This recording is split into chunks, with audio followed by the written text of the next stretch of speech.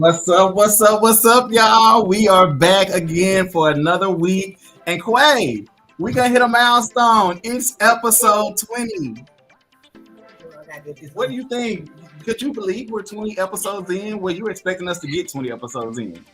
I did expect us to get 20 episodes in because we don't stop. We keep going, baby. Okay. You know. Look, I told y'all this was a year in the making and a hey, Quay, it's that time. Like we just gotta do this.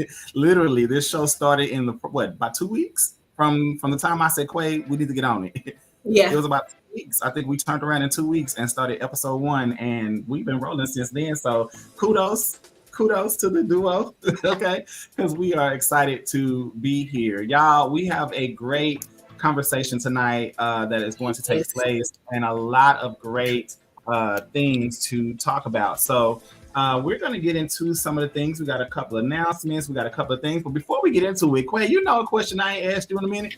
What is your state of the auxiliary? This week, I'm actually interested in learning new things. I want to know, how is our world to other people? So I'm really interested in learning about that today. I'm really excited. I know the conversation is going to be good. So yeah, let's get into it. Let's get into some things. What is your state of the auxiliary? Man, look, you got all the people dropping the captain videos. You got all the previews, the merges, it's a little bit of everything happening right now, and yeah, I'm excited. Can't wait for my I girls. don't know where to be, but I'm gonna say this: my state of the auxiliary for this week is anticipation.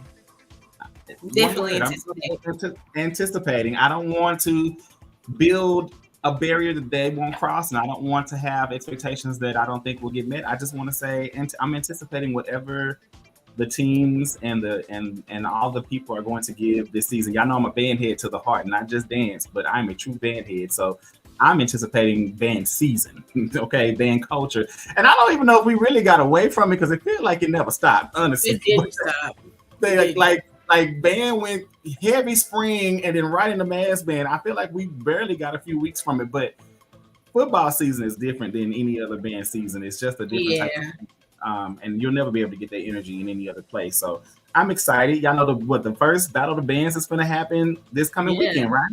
Yep. This is National Battle of the Bands is around the corner. So y'all know y'all got to get ready for National Battle of the Bands. It's coming. Y'all got a lot of great people coming to you for that. So if you can make your way down to Houston, Texas, get down there, get your tickets, go see National Battle of the Bands. There's a great lineup that's going to happen, and I'll share that with you momentarily. But before we get into all the things, Quay, passion and performance, what we got? Yes, we have a class. We have a class on August 25th. Class is going to be from 1 to 3. Yes, we're going to have a Feel Yourself class. It's going to be a regular stand class. We're going to be doing listen to the tunes, dance to the tunes of B King, to honor him since he's passed away. Oh. So, yeah. Step in. Oh, we're going to have a B King session. Oh, it's about to be live. And you said the date is going to be what again, Quay? Sunday, August 25th. From 1 to 3. Sunday, August 25th. From 1 to 3. Is it just Feel Yourself this week? Yes, it's just Feel Yourself. It's just to Feel Yourself from 1 to 3. That's advanced stands. It's gonna be the tribute, the Beat King session. Y'all come on out. It's totally FREE. It is it'll free. Be at the Duncanville Field House. So make sure that oh Lord, my bad. Make sure that you are there and that you are ready to feel yourself to be king.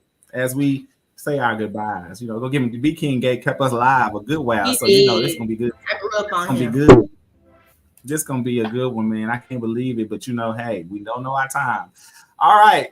As we move on into the conversation, y'all, before we get into the thick of it all, last week again we had such an inspiring conversation, such a great conversation. And Quay was out on those islands enjoying the fun and the sun and all the endless drinks that she could have.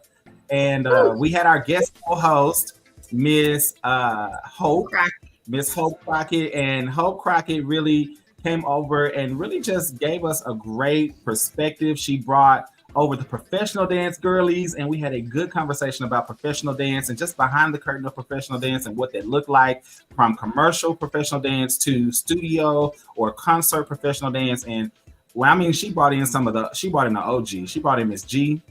Maybe G came over here and tore it up. Miss G came in and tore it up. She had Bounce. I know Bounce is our friend over here. Maybe Bounce came in and gave us a little bit, helped us understand that commercial side.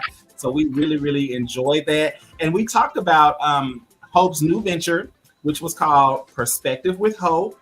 And we gave the people really good, all their Instagrams and all the things. It was so good. What you say, Quay? I'm saying it's like Perspective with Hope. Tune in. She says a lot of things that really motivate you. And when I hear it, I feel like she's talking directly to me. So if you need anything inspiring, go listen. Okay. So with that being said, I got a little clip of what's to come with Perspective with Hope. So I just want to give y'all this quick update because she was so gracious to come last week and fill in the spot for Quay. We're going to give her a little more love over here. So tune into this real quick. If you are seeing this, that means you need to join me for live Bible study Monday through Thursday at 8:30 a.m. I will be starting the YouTube live at 8:25 to give you an opportunity to get your Bibles and get settled. You can go to YouTube at perspective_with_hope to find the live. I cannot wait to engage with you as we talk about the Word of God and the goodness of God in our lives. I'm excited to start this wonderful community with each of you. I'll talk to y'all soon. Bye. All right. So look, she's starting her official Bible study. If you want to tune in and just get more Bible study. Now, her channel is not all about just Bible study. She does a lot of just life conversations, but, faith-filled. But she's definitely, on her journey, and she wanted to share her walk with the Lord with everyone, and she wants to make it a community thing. So, hey, we're going to help promote that because we know that dance is her ministry, but also the Lord can be a ministry as well. So, hey, I hope there's a couple of Christians out there that love the Lord the way that I do. All right. So with that being said, we're going to move into our next note. Oh, back to National Battle of the Bands. All right. Back to National Battle of the Bands. So we have quite a few great bands lined up. We have playing on the west side, which is the home side at the NRG Stadium. You have Jackson State University, the Sonic Boom of the South, Miles College, Purple Marching Machine, Southern University, Human Jukebox, Tennessee State University, Aristocrat of Bands. And then playing on the east side, or the visitor side, you have Bethune-Cookman University marching Wildcats, Prairie View A&M University marching Storm, Texas Southern University Ocean of Soul, and Tuskegee University marching Crimson Pipers. So there is a great lineup. This is going to be really, really good. I think that if you have the chance to get down I-45 to Houston, Texas, I say do it. Okay? I say do it. Get down there and let's make it happen. So with that said, I'm going to share this quick little video of the Battle of the Bands.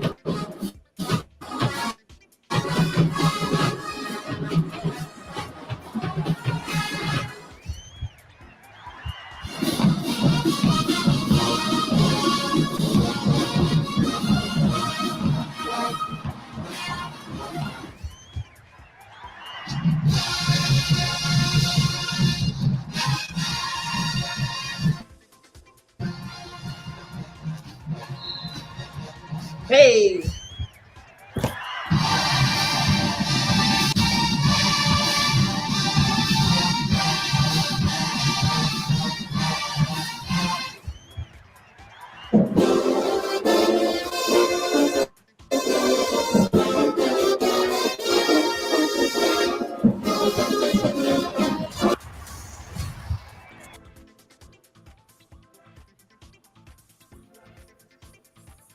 All right, y'all. That is National Battle of the Bands. I hope y'all are ready because it's going to be a great lineup this season.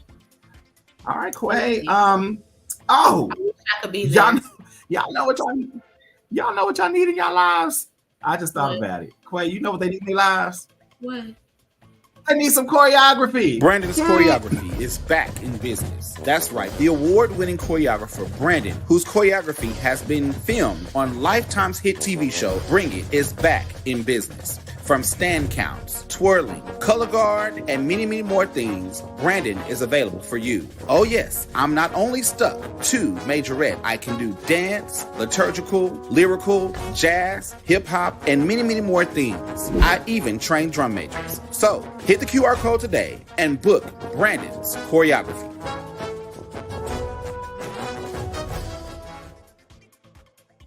Okay, y'all, get y'all some Brandon's choreography. Okay. Right. You know, look, I'm a little old, I'm a little seasoned, but baby, I still got a couple more trophies in me. You call yourself old. You're not old. I still got a few more trophies in me. Look, I am definitely on the older side of things. But hey, I'm gonna let you have that thought. All right, so y'all, look, we got a great conversation coming up tonight. I know that y'all are ready to get into the topics, into the things. So tonight we're gonna be talking with some of our special guests, and even one that you don't see on the flyer. And look, this conversation tonight is entitled Breaking Barriers. We just want to dance, okay? We just want to dance. That's all we want to do. Where did you go? Ooh. Don't be leaving me like that. You know I get separation anxiety. No thanks. It's not even true. I get separation anxiety. Don't leave me like that. You're going to have people see me freak out. All right, so anywho, we're gonna get into a great conversation tonight, y'all. I really hope that y'all get a chance to tune in, dissect, rewatch, share this conversation. I really believe that all of our guests that we're gonna have on tonight will have a lot of great, inspiring things to talk about, and just to give their perspective on dance, majorette, band culture, just all the things that it takes, and truly the title of what we call this, Breaking Barriers. Y'all, there are so many walls and barriers, and I think that all of the people that we have tonight have definitely stepped into the areas of that. So Quay, Quay is gonna be introducing our guests, and we're gonna be giving you a little bit of clips, a little bit of background, a little bit of all the things so that you can get to know them a little bit better before they come up onto the stage. All right, so First things first, we would like to show you a little bit of what they do. Okay? So, Brandon, you ready? I'm ready. All right, let's give you a little bit. Let me turn off our lovely background music. Please. Forgot it was still on. Look, I get too used to hearing it now. I began tuned it out. All right, here we go. All right, so we're going to show these clips back to back so you can give a little bit more understanding of what our guest bring to the table, and then we'll go from there.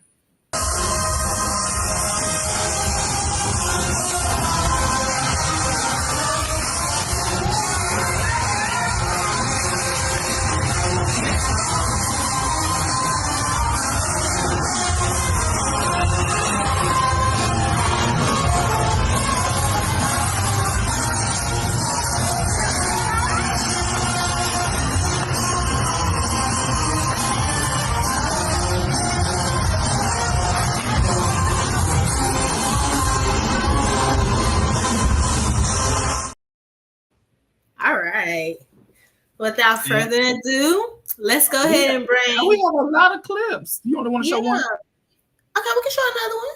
Go ahead. Do you think? You send me all these clips, baby. Let's show the clips. But I was. Go ahead. Okay.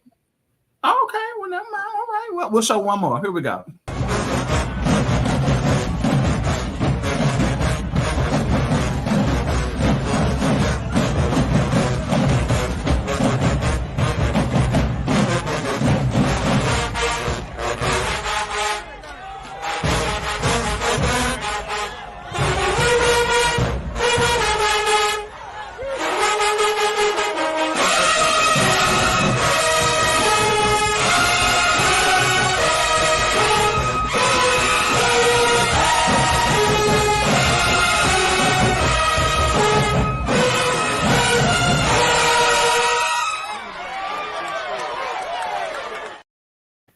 Yeah, you better.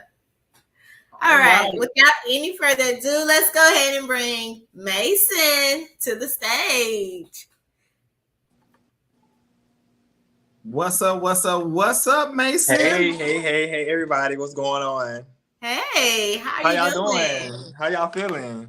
I'm feeling good. How about yourself? I'm doing perfectly fine. I like that. Perfect. So, Mason, why don't you introduce yourself to the people? Well, hey, hello, everybody. My name is, actually, my real name is Robert McMillan, but I go by Mason. That's my stage name, and I created that name because it just makes me feel good, and it just sounds better. It just sounds much fun than Robert, of course. But honestly, I've been dancing for over 14 years. I've been, of course, within the 14 years, I've been dancing professionally, maybe probably like 5 years, 6 years, or whatever. I had training at my school. I was in a Velocity dance company. I was in show choir. I was a drum major for BC Rain High School. I'm from Mobile, Alabama. I am 27. Okay. Yes, I'm 27. I'm a Virgo. Lord. Yes. Yes, don't do too much on this. Yeah, but dance is definitely my life. Everything, revolves around dance with me. So, and also I got a hidden talent as well. Is singing. I sing as well. People don't really know that, but I came from the church first. So, yeah, that's pretty much about me. Okay, Brandon. Mason, you definitely have torn a internet sensation of dance for men in the last couple of years. And I know your history kind of expands far back. I mean, we've seen you on several different popular teams out there. What do you give me one obstacle that you've had to face from your beginning of being out there in the public to now that you have crossed over or accomplished that doesn't bother you anymore? One of the obstacles I have went through, from Mobile, Alabama. So, it's not all that racist as well, because a lot of people think it's racist down there, but it's really not. But I think it just depends on what part you live. But however, I did experience where when I first came out, and it's not a handbook to LGBT community. It's no handbook to tell us, hey, do not do this, or you do this, or this is how you should dress, or this how. So it's not a handbook to this this lifestyle, whatever. So when I got on a team and I was interested, I was, hey, they look pretty cool, they look different. Why not try out? Let me just see what it's about or whatever. And so I went on a team. I'm gonna use Princeton Elite for example. I was on Princeton Elite, so that is like a major experience that I feel like you have to be warned before going there, because it's like when I was in the parade, we got people that throw things at us. People would just randomly just argue with us and yell out different names at us and things like that. And I think I wasn't used to that. And so I think it used to bother me a lot, like mentally. And so I just had to realize that you are a star no matter what. I don't care what anybody say, because I'm doing this for me. This is what I love doing. And if I love doing it, why not just do it? Like, don't care about what they say. And my mom always told me, and my grandma, they was like, if you're scared to do it, why are you doing it? That means you don't supposed to be doing it. So like dancing is what I'm supposed to be doing. So that's why I don't care anymore. And so now it led to me now when I'm dancing in front of these bands with the girls, where you already know it's just like nobody really, look forward towards that, because who wants to see a male in the front, as they say. But I feel like I made a huge difference, because I'm showing kids that no matter, you can be black, blue, purple, a boy, girl, it don't matter. Still stand on business. Don't care what nobody say, because this is your career. This is something that you want to do. God gave you a talent to, to inspire others, whatever. So that is my purpose here, to shine my light on others. And that's why I can't be scared of what I do, because I won't be, true to myself. And I can't let these people, preach to these people that, oh, y'all have to do this. Like, y'all got to be strong when you're leading this and that third, if I'm not confident in myself. So that's my biggest obstacle I had, went through or whatever. Just like with people saying different things and throwing actually things at us in parades and stuff like that. Now it's to the point like I just overlook it and things like that. Yeah. It's the audacity of people to throw things. Man, Yes, it was. And I was definitely one in the group that was like, throw hands. Okay. That was definitely me. So the police definitely had to calm me down. It was okay though. Wow. I remember watching the show, and definitely seeing some of the things and obstacles that they had to face. Now I wasn't on the show, but yeah, I know.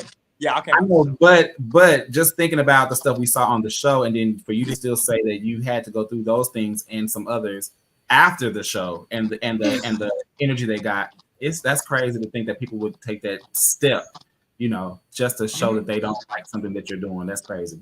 Mm-hmm. Yeah, they would, just because they don't like it, they would just not let you. Like last year, the parade we just did. Actually, this year in the parade, we experienced where we got to the parade, like when it's almost time, it's like we trying to roll off because we got there late, and because it was traffic, like it's really bad traffic, so everybody was having a hard time getting down there. So we finally got down there. We jumped in line, and so I think one of them left the banner, one of the parents or something like that, and the car was literally right across the street. Like we parked across the street, right, because we had jumped in to the lineup, and so she went and got the banner, and he was the man. He was just giving us a hard time, like it's over with, it's done, and this is what it is. But the person, the police officer. It wasn't even the coordinator or the person over like this particular parade. So when we reached out to him, we talked to him. He was like, "Yeah, y'all good. That's okay. We got y'all information. Y'all are such and such. Make sure what I'm saying. Blah blah blah." The police said, "No, it's done. It's done. Like no, it's." And we paid for the DJ, everything. He's just taking off. So what we do, we old school. We came from old school. So we jump in the parade. Okay. Because I'm sorry, we're gonna dance. We pay all this money for the uniform. We traveled down here, and you mean to tell me that we not finna get in here because you don't want us to perform because you don't like what we doing? Well, we finna show you. So we are those type of people. That's what happened. So yeah, we just went through that. Wow. Okay, we're gonna get into some of the things. We're gonna hold some back. We're gonna get into some of the things in our conversation later. We have another video of you. Did you want to see another video, Quay, or you want to wait? No, I want to see another one. Let's go. Let's see what we got. All right, we're gonna show one more. We're gonna show another clip. I think we have two more of you actually. Let's see. All right, here we go. Let's go into this one.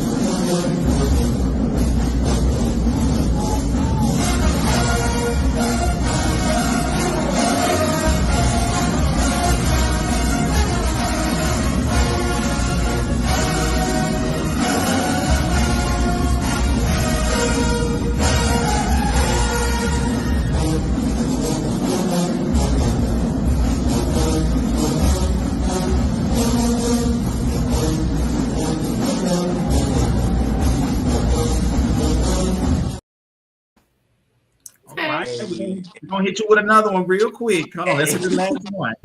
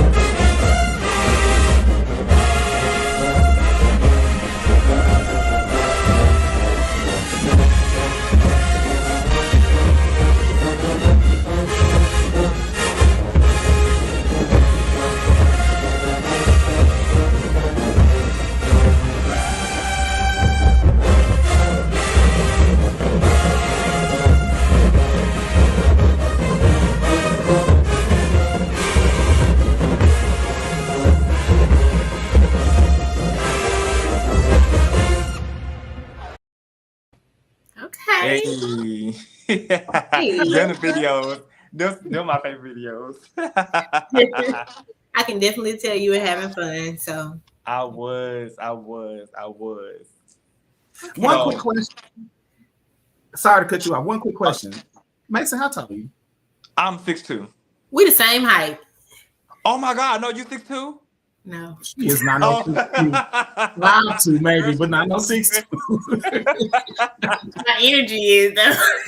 It's definitely the 6'2", energy wise. Yes. Yeah. I'm living. But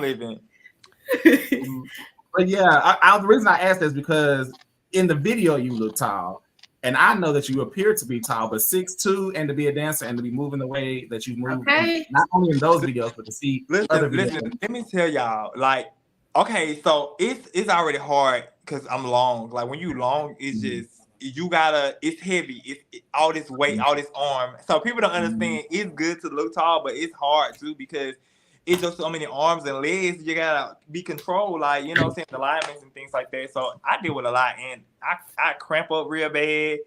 Child, I be over it. I be. I'm 6 feet. I'm 6 feet and almost 40, and I know the issues of trying to make sure your lines are there and stuff because you have a lot more to work with. They like lines. I'm like, I'm trying. It's getting there. Okay, so we have to really work hard on our precision. I'm right and there. Speed because getting our arms and legs around take a lot more time than the little short legs. No, but for real. It's still practice. Practice makes perfect though. So good job, Mason. Kudos to you. Thank y'all. I thank y'all so much. Well, now we're gonna add somebody to the cast with you. Okay. So this person, straight out of Dallas, all the way. Period, Dallas. She real tea. Oh, Let's I live. get to it. I live. Let's get into this video. Bam.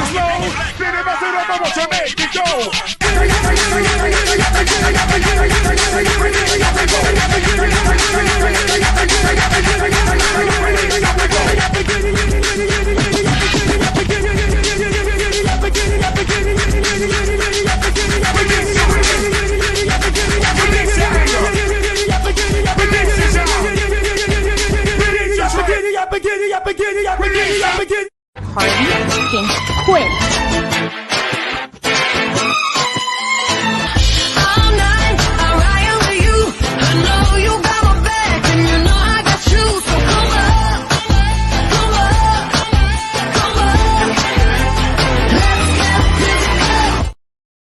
Ooh, dang, you have to come back when I was in my nose, huh?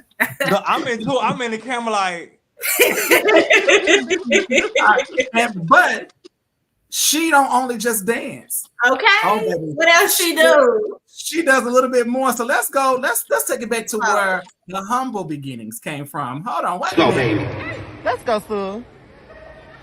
That's a real Dallas hoe. Stop playing with her. Let's go. Stop playing with her. Stop playing with her. Let's go, Sue. Let's go. Yeah. Woo! Let's go, Sue. Go stupid hoe. Go stupid hoe. Let's go. Ah. Ow. Let's go, Sue. Woo! Woo! Woo! Woo! Ow! Ow! Ow! Ha! Let's go, Sue. Wow! Yes. I don't know who is a hype person this, but I need him. Okay. Okay. He hype her up. He hype her up. I like that energy, baby. I love energy like that. Okay. And this person, what's her name? We about to bring her up. Quay, go ahead and do the introductions. Let's bring on July. Okay, July. Hey. Hey, y'all. What's up? Hey. What is the tea? It's definitely giving everything, July. I love it. You were just acting a fool. Look, and I am so sorry about all of the cursing and things on the video. But sometimes when you get stadiums up, you'll get the stadium up. And it's No. okay. It's okay. We understand. We all know where it come from. Okay. I love you. You was definitely doing your thing. Like you clean. Thank you. Like your I love movement, you, baby.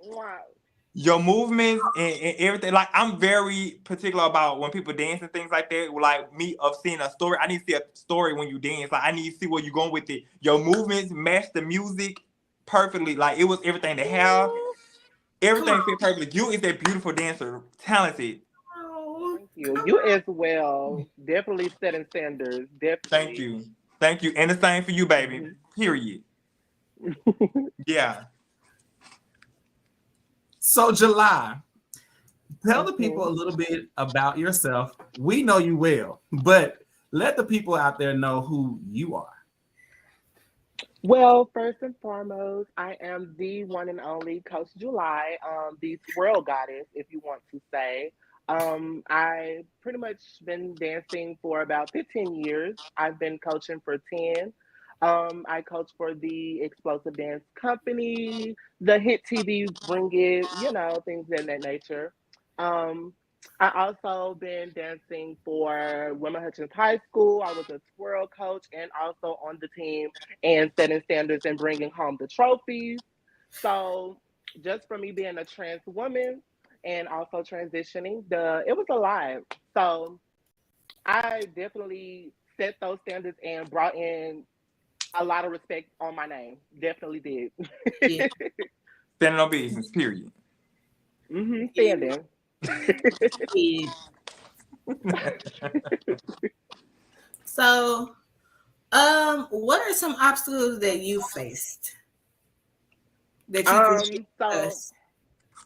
I most definitely faced the discrimination. Discrimination was a big part of my dance career, and I think that's what molded me to have so much tough skin because, baby, I come in and I look good. I come in, I dance good. I come in and I bring in. A lot of people be like, damn, I'm so sorry, y'all. How did she bring in so many, how much energy she bring in? So definitely just going through the discrimination actually molded me, and it gave a lot of respect and it humbled me. I can definitely say that. But the discrimination was my hard thing. Now, how did I overcome that? Like I said, confidence, most definitely coming in, looking good, giving the dance look, the story. Like it has to have some type of entertainment whenever I step out. Like I give a performance. So yeah. I will say, you were coaching us when we went to New Orleans the last time I danced. And I will say, you taught me a lot. You taught me how to be weird in dance. Let me say that. Yes, you gotta come out of your creativity. You taught me that. So yeah. Most definitely. The Dallas Meds Band, Elite Diamonds, yes ma'am. That was a good season. And I was so honored to actually come out of high school, coming from college, and actually being able to coach girls like y'all and actually give y'all choreography. And I just want to point out, this is also my coach. This is also my other coach when I was on the dance team. I was talking about taught me a lot of things when I say breaking barriers. Yes, breaking creativity. Like the creativity from this man is so tremendous. So yeah, these Dallas people on this line. Yeah. Thank you. I wasn't even gonna bring that up, but thank you. I definitely watching you grow from high school, the latter years of your high school years, going into college, and just from college to now being an adult, and to have that passion, that drive, to even becoming a coach and stepping into your own and doing your own choreography. I remember a time when you wouldn't even come over there and dance with us. You would stay over there and you would twirl. I don't dance, I twirl. That's all I did. I was such a twirler. But some light bulb clicked in your head. And one day I saw you over there getting it, and I said, she ain't got no batons in her hand. Now you was a heat in, but she ain't got no batons in her hands. I said, oh my God. And the next thing I knew, I said, oh, she killing it. She coming for next. What is coming? We couldn't even get you to throw the 1, 2, or the 3 when we was on the team. So it was crazy, but you have been sitting back watching and soaking it all in, and when you came into your own, like you became this just like a butterfly, like you were free. I don't know what it was. And then you started mixing the two together. And like it was like, yeah, ain't nobody doing this. That's your niche. Ain't nobody doing this. That is your lane. Because you can go out there and give us Vogue. You can go out there and give us twirling. You can go out there and give us the counts. You was giving us everything. I said, I love the blend of all the inspiration that you put into your choreography. And definitely a beautiful dancer. Thank you. I want to. You're welcome. Look, we need to see another video. I think we need to see another video. Yeah, we do. So let's get into another video. We got 2 more clips, and I'm gonna show them back to back. Let's get into these other 2 clips. Let's go to this one first.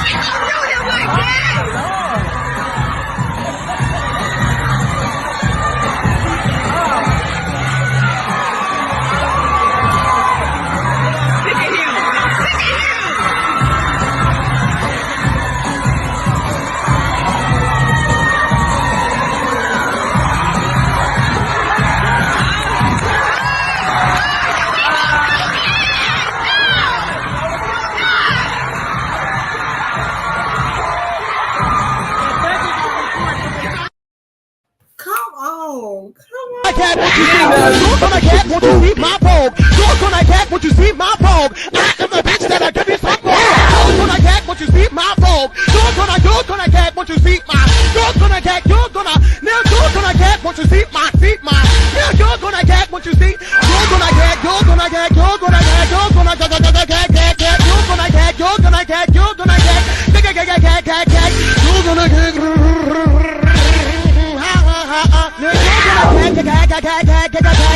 what you see my Vogue. You're gonna get what you see my Vogue. You're gonna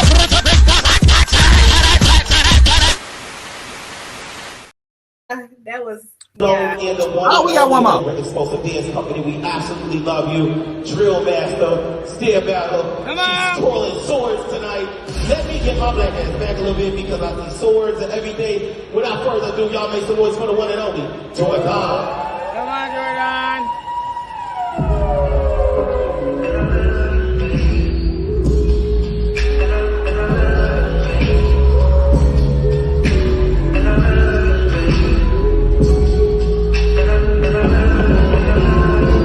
An angel has always been thought to be one of God's most precious works. Hey! That's how she had you fooled. Yeah. Because she was an angel in disguise. She ain't fucking play tonight.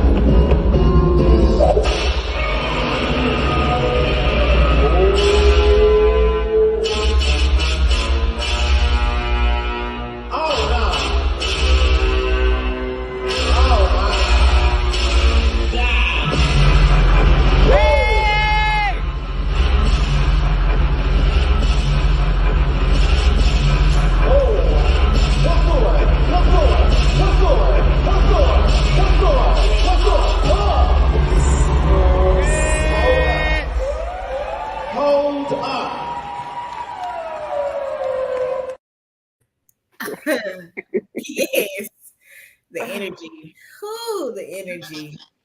When I say you is amazing, like Thank you, what love. you do, and I really want to know, like, what was your motivation, like, to just like with the swords, like, what was going on in your mind, like, how did you, like, you know what I'm saying? What was your motivation? So growing up as a boy and then wanting to transition, we've learned how to be our own creative coach. Like I was a self-taught dancer and then I was a self-taught twirler. Like I taught myself how to twirl. And me bringing that talent into that, mixing those is what makes my creativity. So yeah, it was a lot of motivation into that. That's crazy. How was the process? Like, Did you cut yourself? No, those real, right? Those real swords? Okay, so no. So no, those are not real, but they are definitely metal, and I can definitely injure myself with those. Yes, you definitely can. And when that last clip, it was hot in the room, so and it's metal and it's slipping around, and it was kids walking right behind me. And I could have like, waited. okay, I'm just gonna let this sword go ahead and go in front of me because, like, I don't want to hit them because I know how hard I'm gonna go, and I can just hit myself, and I'm gonna keep performing. Show must go on, baby. Yeah, the show must go on. So it's most definitely, I can definitely hurt myself and bruise myself with those. Yeah, that's amazing. Yeah, you very talented. I'm sorry. Yes. The proof is in the pudding, baby. Thank you, love. Yes. Quay. Okay. Our next guest. Well, our next guest is also from Dallas. I think they was in one of your videos, July. I believe they were just in one of your videos. Let's make sure. When they say she get it from her mama, I'ma say you fuck her right. Body rude is unpolite, don't be in a humble type. Hold on, that was just a tease. That was a teaser. Let's give you something.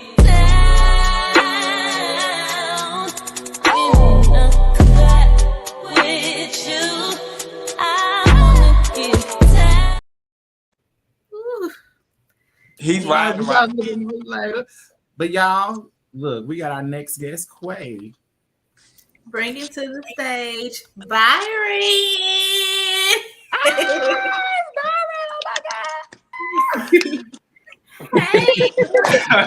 Hey, y'all. Hey, what's going on? How's everybody feeling? What's going on? Hey, I'm feeling good. What's T, Byron? Hey, July. Hey, Mason. How y'all doing? Quay, Brandon, what's going on? I'm so happy to be here. I'm so excited. I love to talk.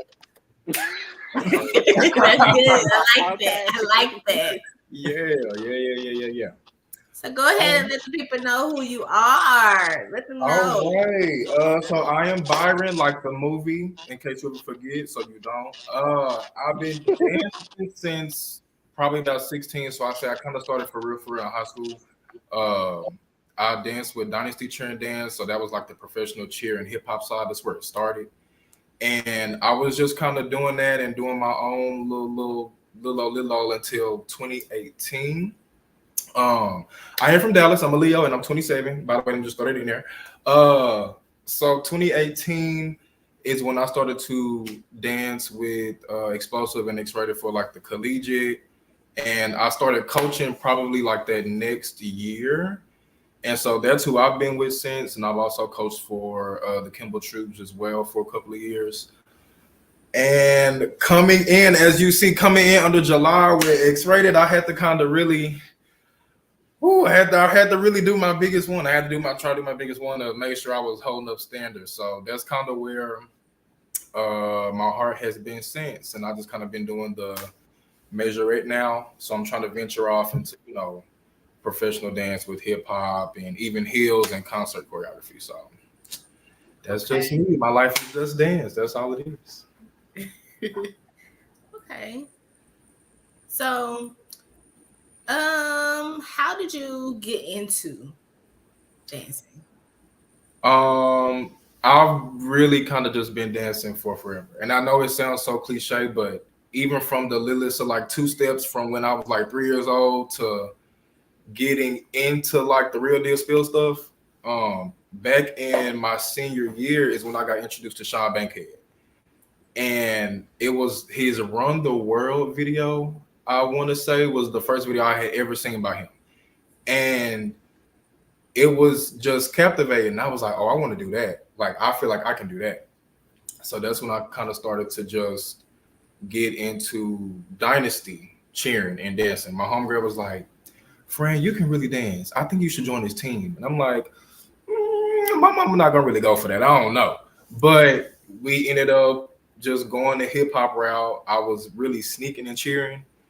And then from there, I started to kind of self-teach majorette to myself. Once I really started to see Bring It, and I'm in the living room like, oh, I can do that. Oh, I can learn that. I didn't see that a couple of times. I could do me a little V layout. I might do a little toe touch split.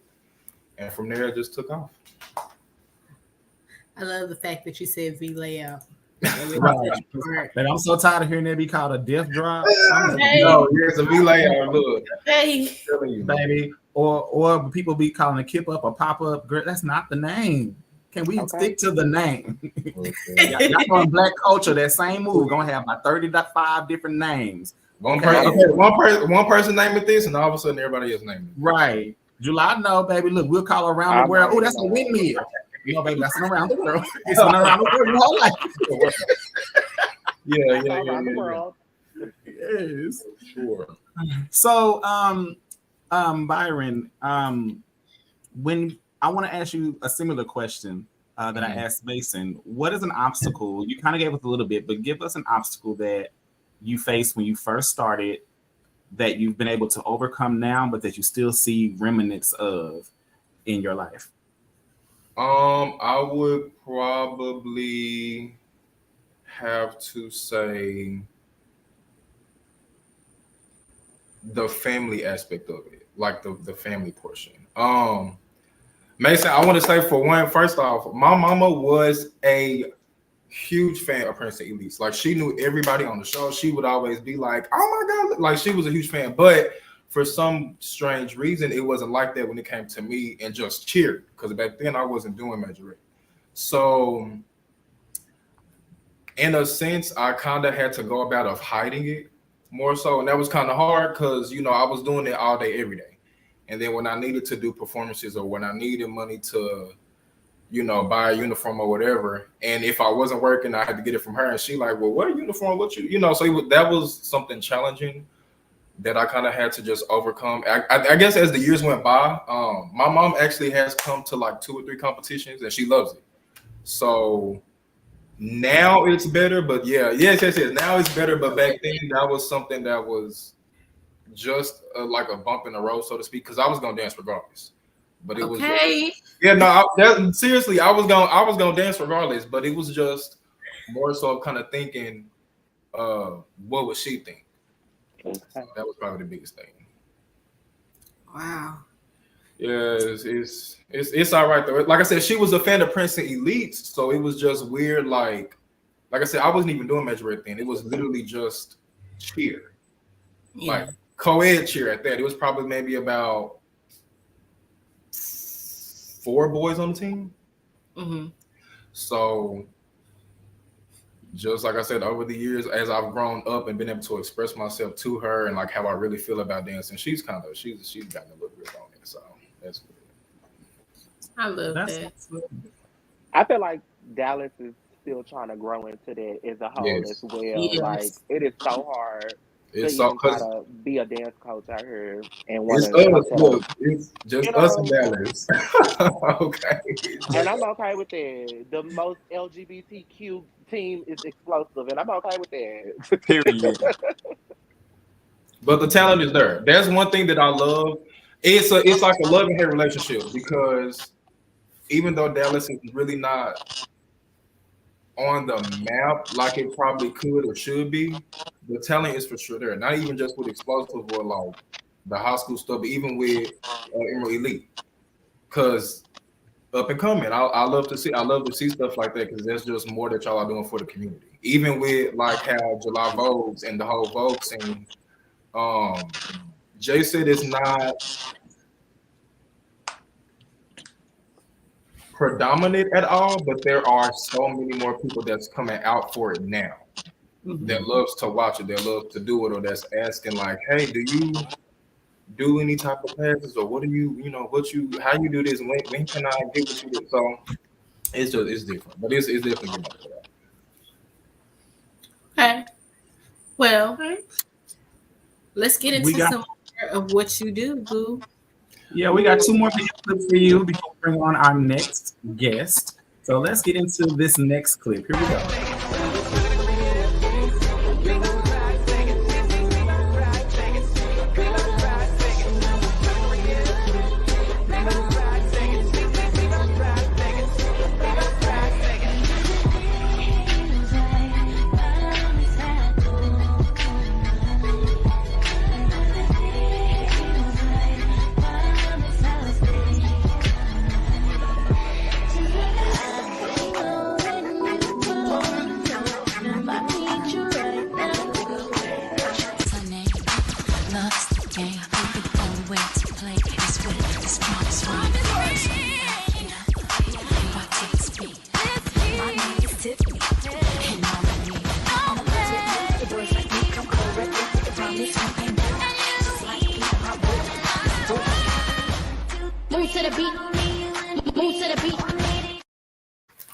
That was clean. We got one more. Hold on.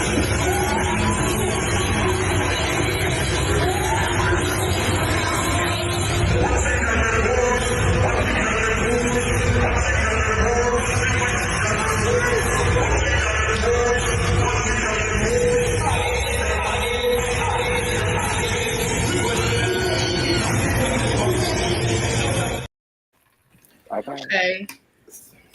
Give us dance, baby. Okay. We love choreography. Listen, okay. Okay. Yes. Right. So we will hold on, y'all. Just give a second. July, there is a question Yes. behind in the private chat. If you could respond to that, I would greatly appreciate it. Oh, okay. All right. So we have another guest about to hit the stage. And well, I think the dance will speak for itself. Let's just step into the dance.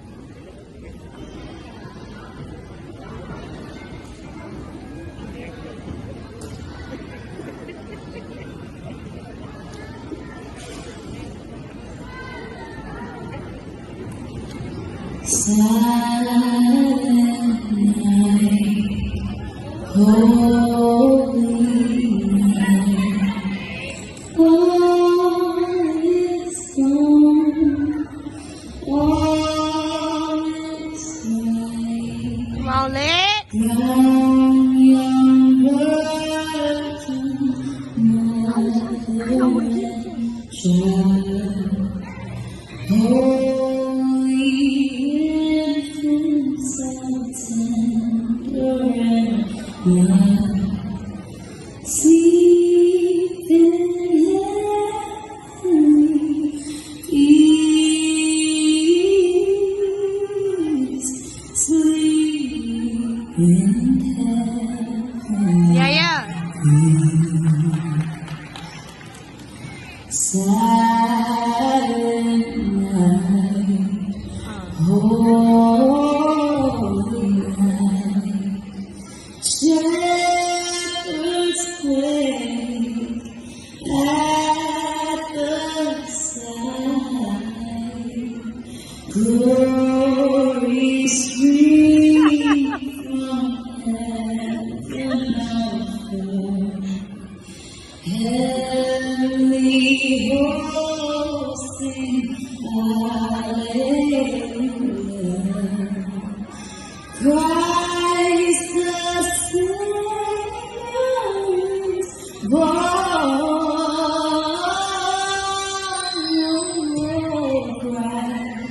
Christ the Savior is born.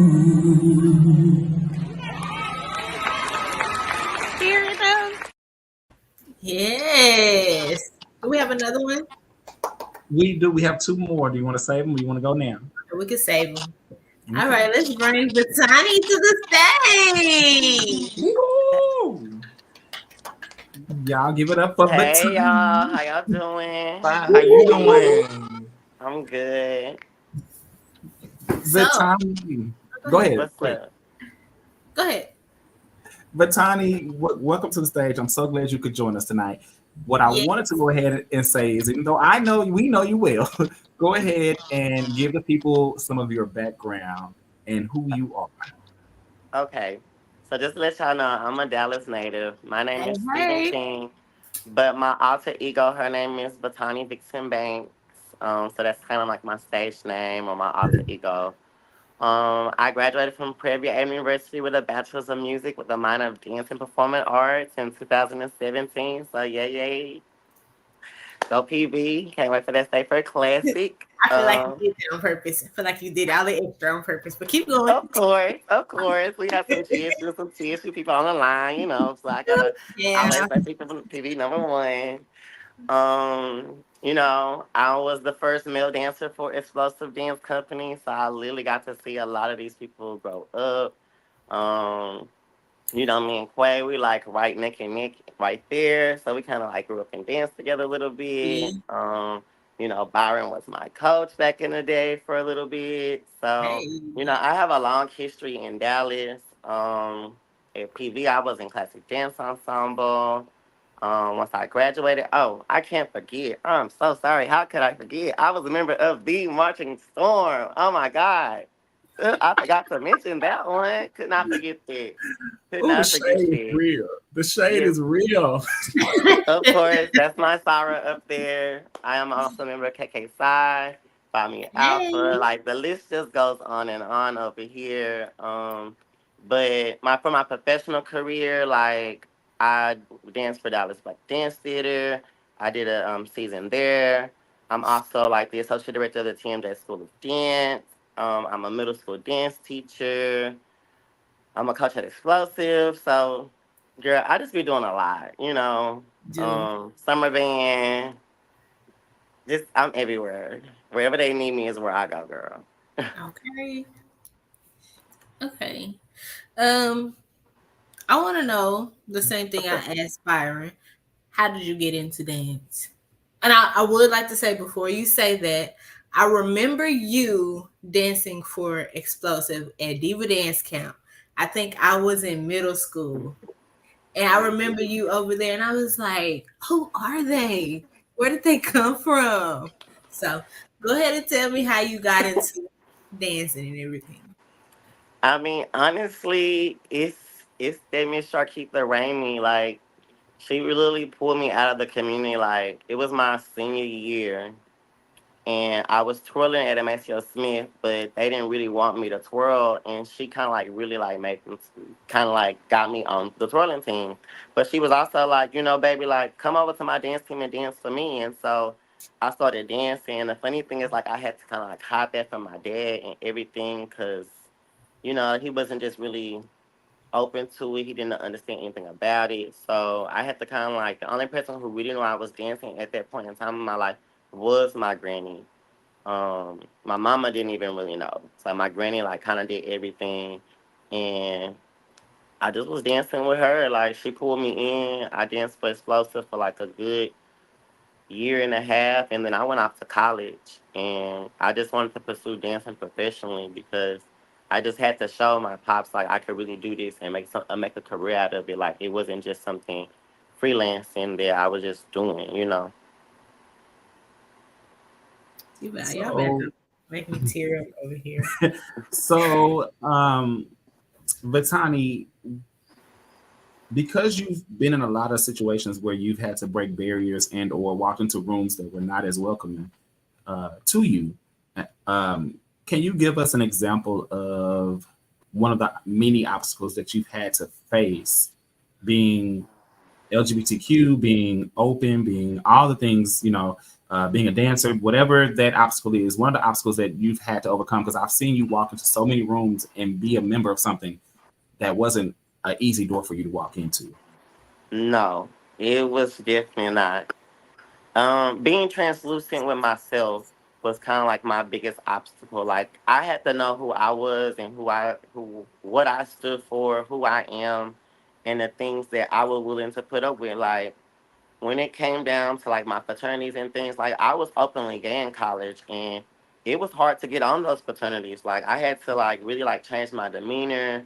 I had to kind of like watch the way I acted and things, and within that, I kind of learned how to grow and be myself, but within like specific guidelines, as you could say. But then also, like I also had to show them like I'm gonna be me regardless. So either you want me for my worth and like what I'm good at, my profession, like my musicality, my organizational skills and things like that, or you just don't want me. Like, um, and I just never gave up, like just never giving up. Like always walking into those fireplaces and just never like telling I never let nobody tell me, no, you can't do this, you can't do that because of what? Like why? Because I'm gay? Like that don't make a difference to me. Like I'm just as good as him, I'm just as good as her. If I'm qualified, I'm qualified, you know.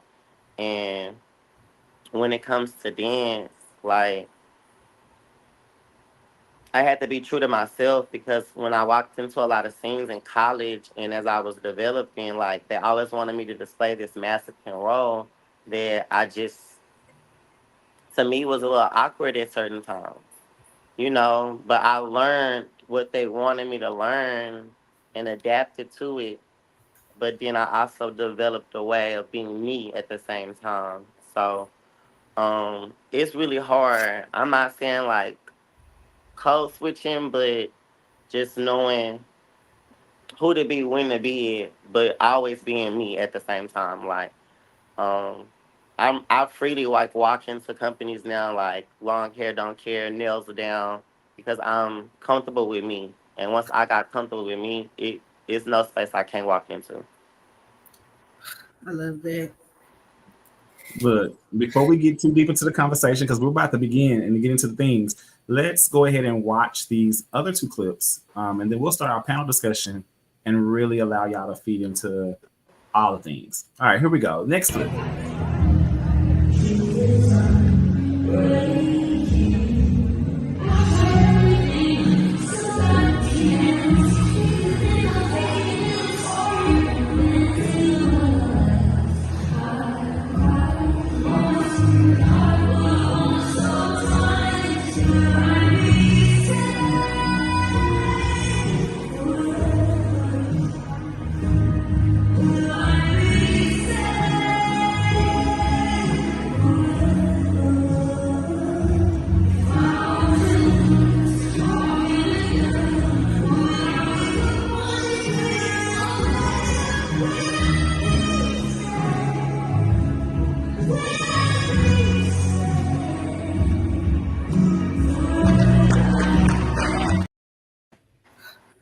Come on. We got one more. Let's get into this next one real quick.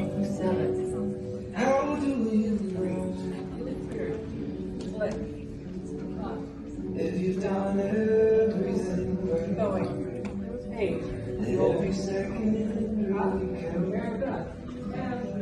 Or there's something you should spend. Pancake, sit, and laugh. Breathe, hug. Is this the life that you dream of?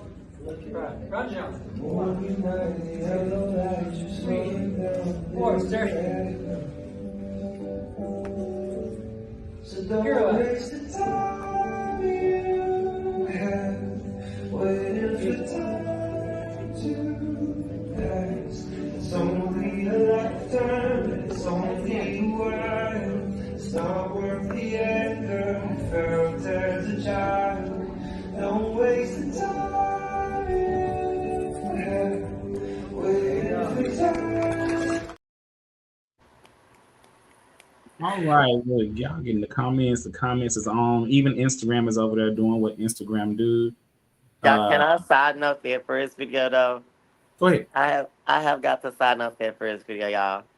In that video when I was in that all white, y'all, I want to let y'all know that I made all of that up, for one, and then two, their music was supposed to have been cut off a long time ago.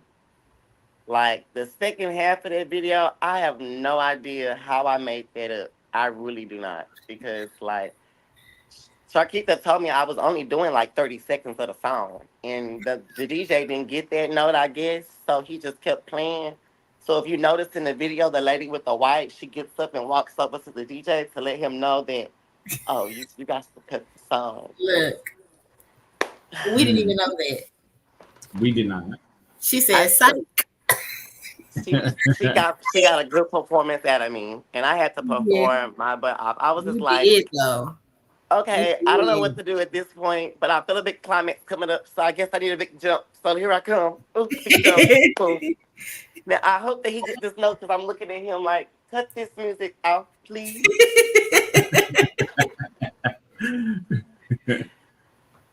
Look, y'all, look, we got a really good lineup of guests tonight, and I know that y'all are ready to get into all the things. So we're going to start our panel discussion. July had to step away real quick, but July will rejoin us momentarily. But we're going to move forward with Byron, Batani, and Mason and get into the panel discussions. Quay, can you lead us into our first topic of the night? And this will be an organic conversation to our audience, so feel free to ask questions. Feel free to, put stuff in as we get time. We'll integrate those into the show. And let's get into what we can tonight. Let's talk about breaking barriers. All right. So, first question of the night: what is your purpose and reasoning behind why you dance? What do you do it for? Anybody could jump on. I feel like my purpose. I feel like my purpose here on earth to let people was to inspire others with my dance abilities and things like that. Because some people can't dance. Yeah, I have to realize that some people don't have legs, some people don't have arms, so they like to look at people that dance, and it just touches them in a different way. I like to heal people, like and also I remember I think it was she was artistic. I think something like that, and I was going to school to I was going to sign up for college or whatever, and I won't forget that she ran in there and she was like, "Oh my God, it's you, it's you, it's you!" And I was looking like, "Who is who?" Like I don't do too good when people just run up to me. So she was like, yeah, you were Princely, yes." And I was like, "Yes, hey, how you doing?" Like immediately I just started like, "How you doing?" Just start being friendly because I'm not mean to nobody. But I was just kind of wondering like who is she talking about. But it just she touched me, but she said I touched her, but she really touched me because she was just telling me that everything she went through different surgeries and things like that. And she just lost her mom. I think she just lost her mom. And like she was just having like a rough moment, and I just like had tears in my eyes. So it's like it just brings me back to your question, like I inspire others with my dance ability, and that's what my purpose here on earth, to inspire others. I love that. Great question. I think for me, my reasoning it might be a little bit selfish, y'all, but your reasoning. my reasoning behind dance for me specifically, it's therapeutic. And when I say therapeutic, I mean it. I mean I know it's for everybody, but for me at times it's like that's all I got. I'll probably have like the worst day at work or whatever the case is, and literally dancing is the only thing that kind of clears my mind. And so earlier now I was talking about my mom. My dad was literally the complete opposite. Um, he encouraged me to dance. He was always at the competitions. He made sure that as I got older, I had everything I needed. And so he passed last year. And since then, my mind has just when it comes to dance, it's opened up into like a whole new realm. And right now, I think what my purpose is I just love, kind of like what Mason said, I just love to help. I don't think I can ever see myself not coaching or being a choreographer, because I feel like the love that I put into dance, if I can get somebody else to feel that same love and just interpret it how they can interpret it, that's one of the best things that I know I can do, which is why, like I said, I just love to coach so much, and why, like what Tony was saying with Shakita, she just holds a big portion in my heart because she's taught me so much and how to convey that love that I have, to the girls, and watching them grow up and remember certain things that you didn't taught them. Like the littlest of things like that is so heartwarming for me. It is. Okay. I mean, for me, kind of picking back off like Byron, I low-key do it for the kids, and that's why like I became a teacher, because dance showed me much more than dancing. It showed me life skills. It built me as a person. It showed me how to walk into a room and just be like the person, anybody I want to be, confident. And I just want to give that back to the kids. And because I never got that opportunity really growing up to really truly express myself, and I want to give them that feeling like, hey, I can express myself. I can do big things, even if it's small to someone else, it's big to me. And I'll make it as big as I can make it. That makes sense. All right. Well, we'll have to get your last question in a minute, but we'll move into our next question. And don't feel like we have to stay stuck on questions. Like I said, the conversation go organic as need be. But to get into just a few backgrounds, and I think some of y'all may have answered this in your private, but just in case there's anything you want to elaborate on, what early inspirations did you have or look to when you decided to go down your pathway of dance or performance arts in general?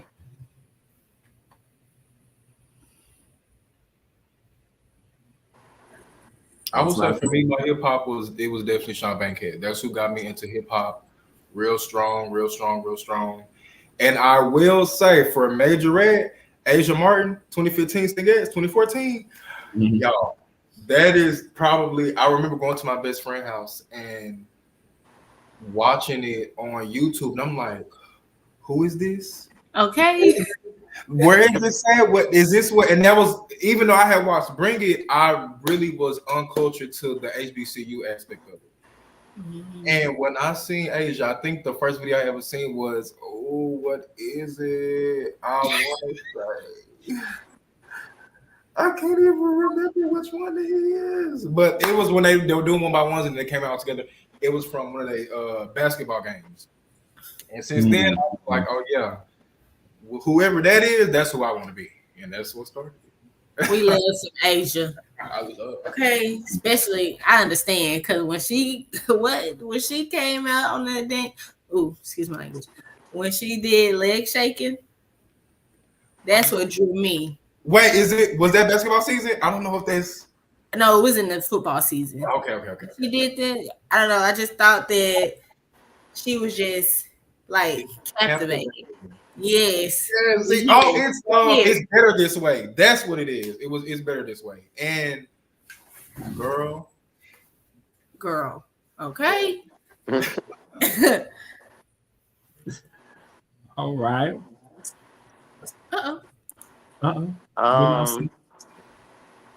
I guess for me, I mean, it was like kind of like back in 2010 when I went to my first like Grammy and PV game.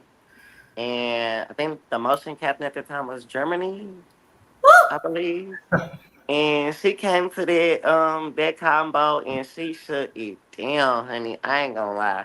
Them girls were eating at that combo game that year. And so that kind of just was like, oh, I really want to dance. And then when I got to PV, I kind of like really got close with the Black Foxes. A lot of my sisters were Foxes at the time.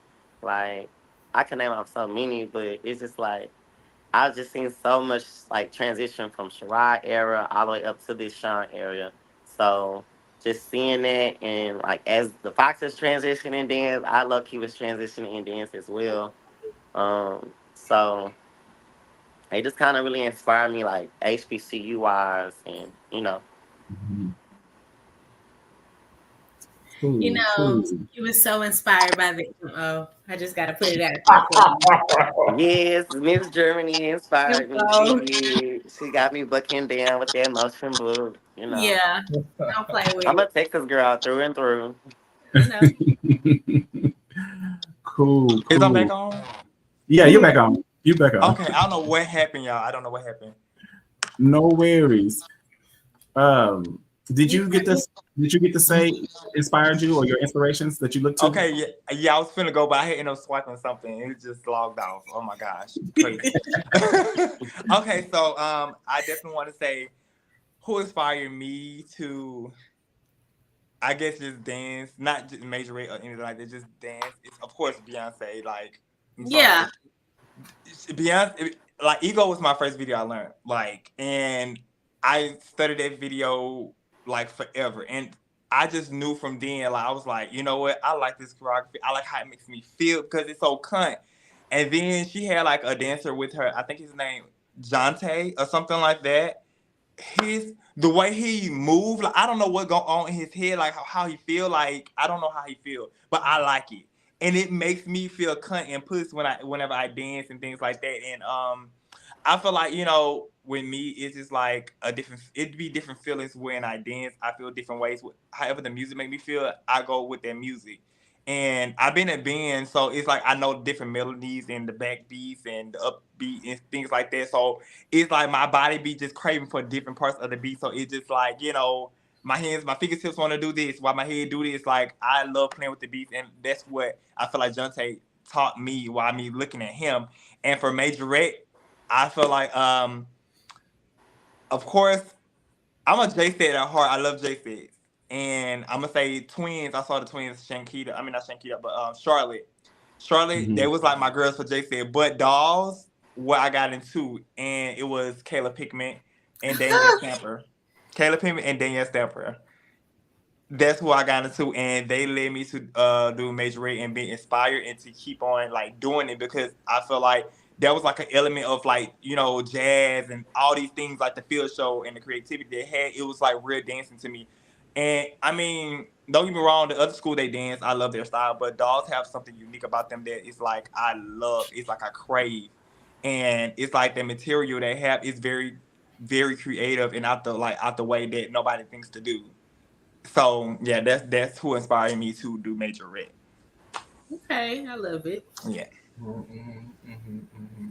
The J set is there. Okay. Oh, yeah, what I definitely will down. say, 2020, the summer before Kivia's first year with Golden Girls, I remember I had met one of her friends. His name is Cam, and so he was like, we dance every Sunday at the studio in Douglasville. So he's like, yeah, Kivia coming with me. She's down here for the summer, and I was like, Kivia who? Like Kivia. And he like, yeah, y'all. I kid y'all not. I watched Kivia dance that entire session, and when I say it was just, she was transporting me to another world. That's what I want to do for the people. Like she just put me in a whole different mindset. And since then, I don't know. I'm just DJ at heart now. Oh. So we'll go into our next question, and everyone got to give their personal obstacle, but I want to know some of the more of the obstacles. Give me a little bit more, because I know that when we think of male dancers, LGBTQ dancers, men that dance that may not be LGBTQ, but they love dance, all the different things when it comes just to being stereotyped that way. There's a lot of barriers that come, especially when we think about traditional majorette teams, collegiate teams, summer band, mass band, which just broke into this area 3 years ago.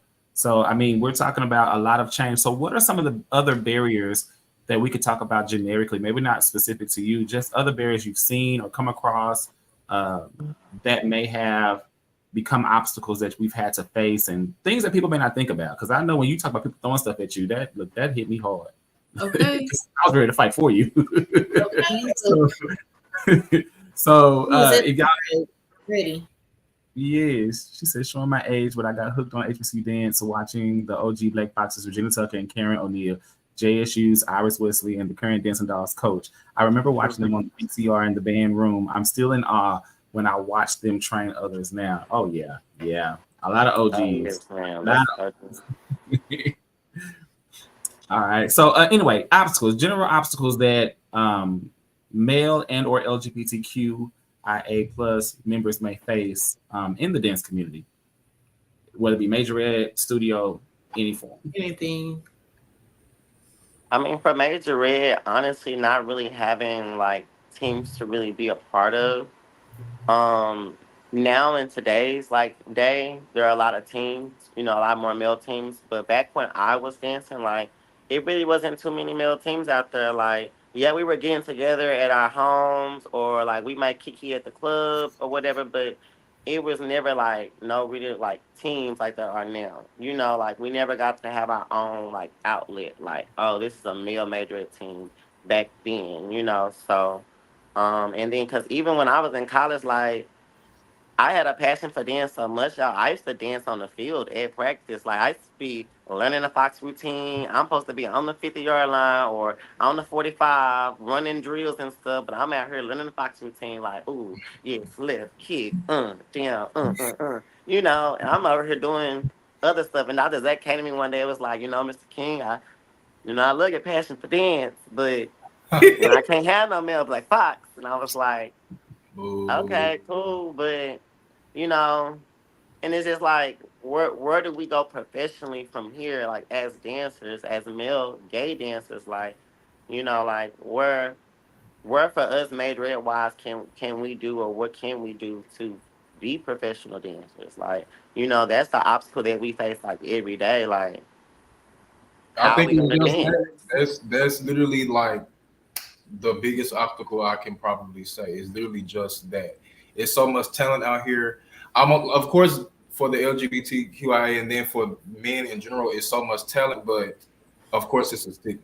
You know what I'm saying? Like, you're not gonna be able to get this part because you're a boy. You might outdance this person or whatever the case is, but because you're a male, they don't see it for you.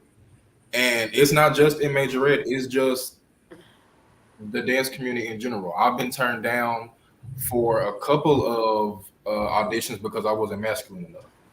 And it's just, but I know for a fact that I can, no tea, no shade, outdance the 4 dancers that you got behind you. But you know, I guess it's all just a learning experience. Honestly, things are getting better, of course. Like, you know, times are getting better. Things are becoming a little bit easier. Just like, for instance, like summer band. Like, basically, of course, like watching you and watching Rob and watching just all these other males just dance for summer band. I'm like, oh yeah, next year, that's me. That's dancing. I'm dancing next year. Yeah, it feels so good. They was like, Dallas needs some punk energy. We finna give them all the punks for Dallas. And when we have tryouts, I want to see you there. I don't want to hear nothing. I'm definitely coming.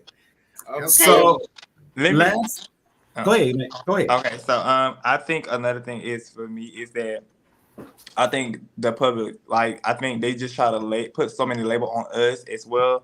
Even from our own kind in the LGBTQ plus or whatever, we deal with stuff from their end too.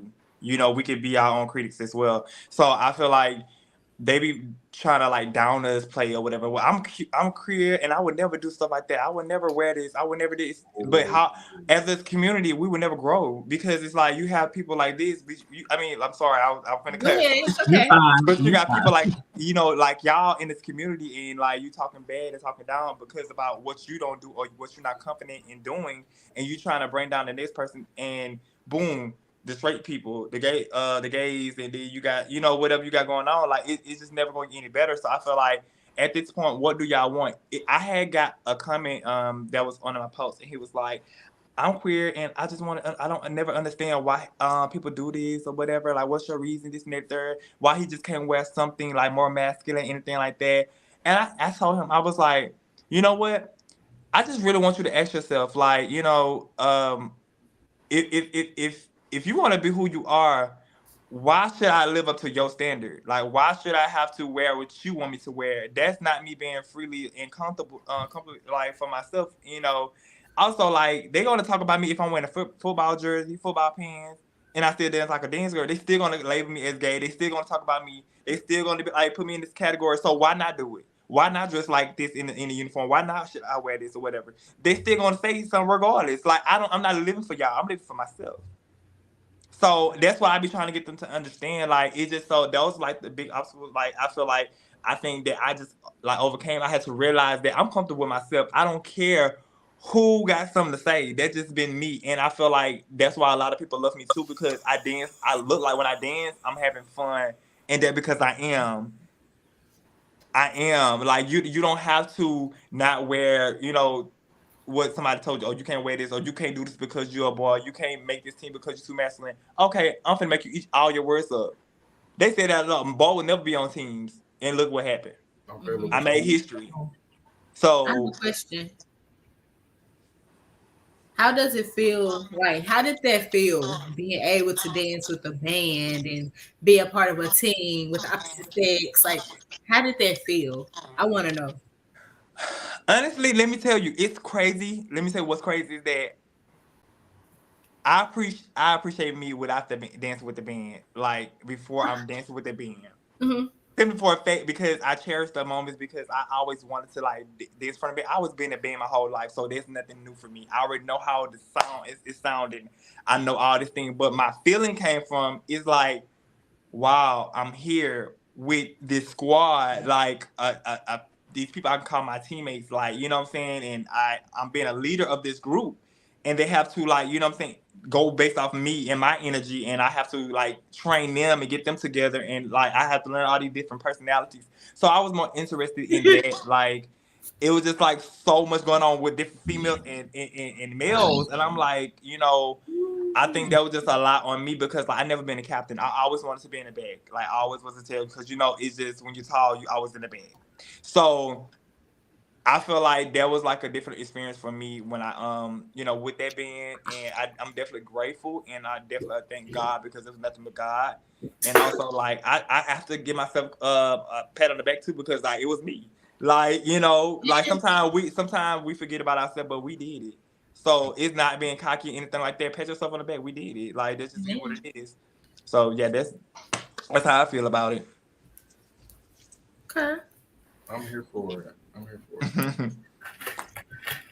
I'm telling you, it's very inspirational. It's very, very, very inspirational because you just think like that'll never be me. Well, I'm gonna speak for myself.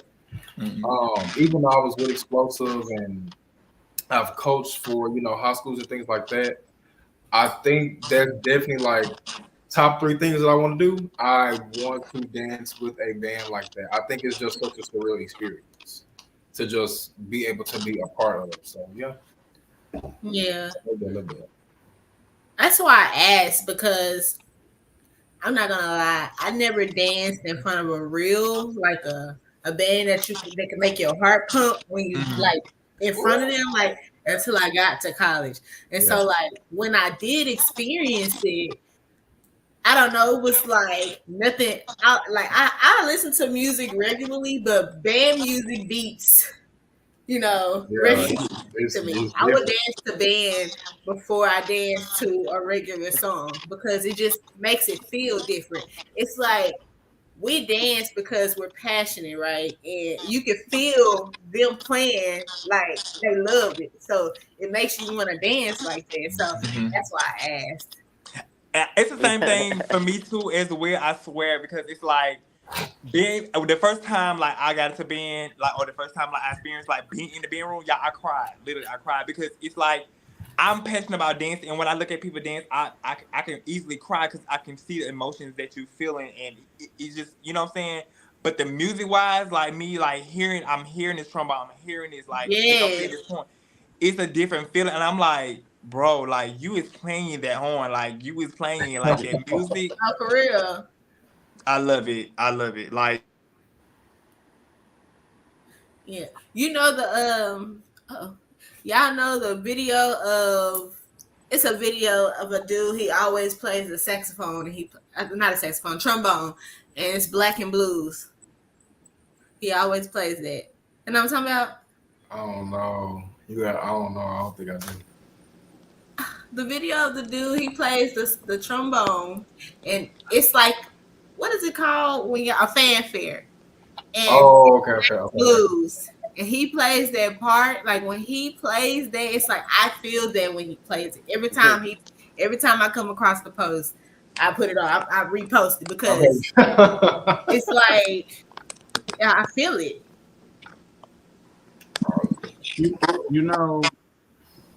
To jump into the conversation real quick, just and given my age compared to most of y'all, coming up in the late 90s, early 2000s and trying to dance, trying to be a part of that. I know last week when we were having the professional conversation, I was talking about being exposed back then to what used to be the all-male dance company called Mahogany. Mahogany in Motion, I think is what it was. But it was here in Dallas. It was a professional male dance company.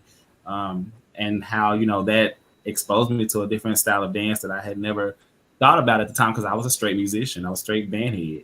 And then, going through the pre-audition process, but didn't go through the full thing because, in the early 2000s, that was very taboo, especially in the Texas area. But then becoming later down the line a male coach, becoming, someone who just became very self-sufficient, self-taught in a lot of things, but also going back to refine and learn later in life. But to become a male coach and to see how people stereotype what you do, underestimate what you bring to the table initially, that was always a fine line for me because I'm real quiet. If anybody knows me, like I'm a lot of energy, but I'm really an introvert. I give extrovert energy, but I'm such an introvert at heart. And, getting becoming a coach, coaching all these different teams, semi-pro, professional teams, at one point coaching Explosive, coaching other teams, even working with some of these alumni band teams and even helping, send counts to girls that I knew that were in college, helping them build counts to help build their book for collegiate teams. It was just so different. My name is not on a lot of stuff, but I did a lot of stuff behind the scenes. And when you walk in a room, people already put you in a box. At least back then. I haven't been in competition world in a while, but back then people would just put you in this box. You're going to be this, you're going to be that. Even my experiences with being on the TV show Bring It, like when you walk in the room, it's already this energy, especially if there's another male coach, especially if there's, this team that feels like they're the best team or the baddest team. There's this energy or this synergy that comes around, and it's like, I'm not here for that. And most times the people will tell you, I used to go off and I would get the crowd hype and I would go sit in the corner somewhere until it was time for stand battle or whatever I was helping coach or direct or whatever, and I would be behind the team the whole time. Up until then, I was very standoffish because the energy, the mouthiness, the cattiness, all of that is still like that. I am still much like that because I just don't get into all those things, and sometimes I think I'm headed down the street. Mason started traveling.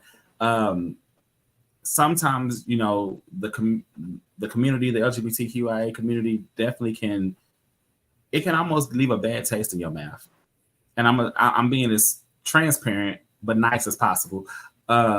It can really almost leave a bad taste in your mouth because we can really beat ourselves up. We can really become the hardest critics of ourselves because everybody got an opinion, but ain't nobody got no action behind it. Amen. And and I think in this world that we live in today, coming from early 2000, where you didn't have YouTube, social media, none of that. So dance was dance. If they saw it in person and maybe on a grainy video back in the day. Now everything's instant access, whether it be live or uploaded within an hour of you doing it, maybe seconds at this point. But it's just like everybody has an opinion and they're so quick to want to share. And I mean the masses, the comment section goes crazy in a video or in a dance video or anything that looks like they can leave an opinion. And it's almost as if everybody's diabolical in the comment section. Like they just really want to go, what negative thing can I find? That is crazy because I'm sorry. No, you're fine. Like, and I'm ending my comment, but I'm just saying that really just makes people pull back because part of the reason I left dance and competition world and some things for a while, and I had to just mentally take a break was because it became one, choreography started looking alike. Everybody was trying to be Bring It. Everybody was trying to be DD4L. Everybody was doing leg holds and V layouts and kip ups. And after a while, girl, how many of them can you do in a routine, girl? We seen that 3 routines ago. You're still doing that today? Oh, you did 5 of them in this one. Oh, okay, that's better than the 4 you did the last one. It got old. Like, where is the real choreography? Oh, you did 3 tumbling passes? Okay. That's major right now. That ain't nothing that ain't major right now. Like, no, there's no same thing. You did 3 tumbling passes. Okay, so what's different between these 3 tumbling? Oh, okay, you did a split tumbling pass that time. Okay, that leveled it up. Oh, Oh, you see? I'm not hating, but every routine I don't want to see no kick, flip, slip, V layout to a split, and then you pop up your head. I don't want to see that every routine. And child, like my kids, Lord forbid, but my kids when they start like trying to make choreography and that's what they bring me, I be like, "You're not dancing," and I be like, "What do you mean?" What are you doing? And then they be like, "You can't do it." I said, "But I can dance you."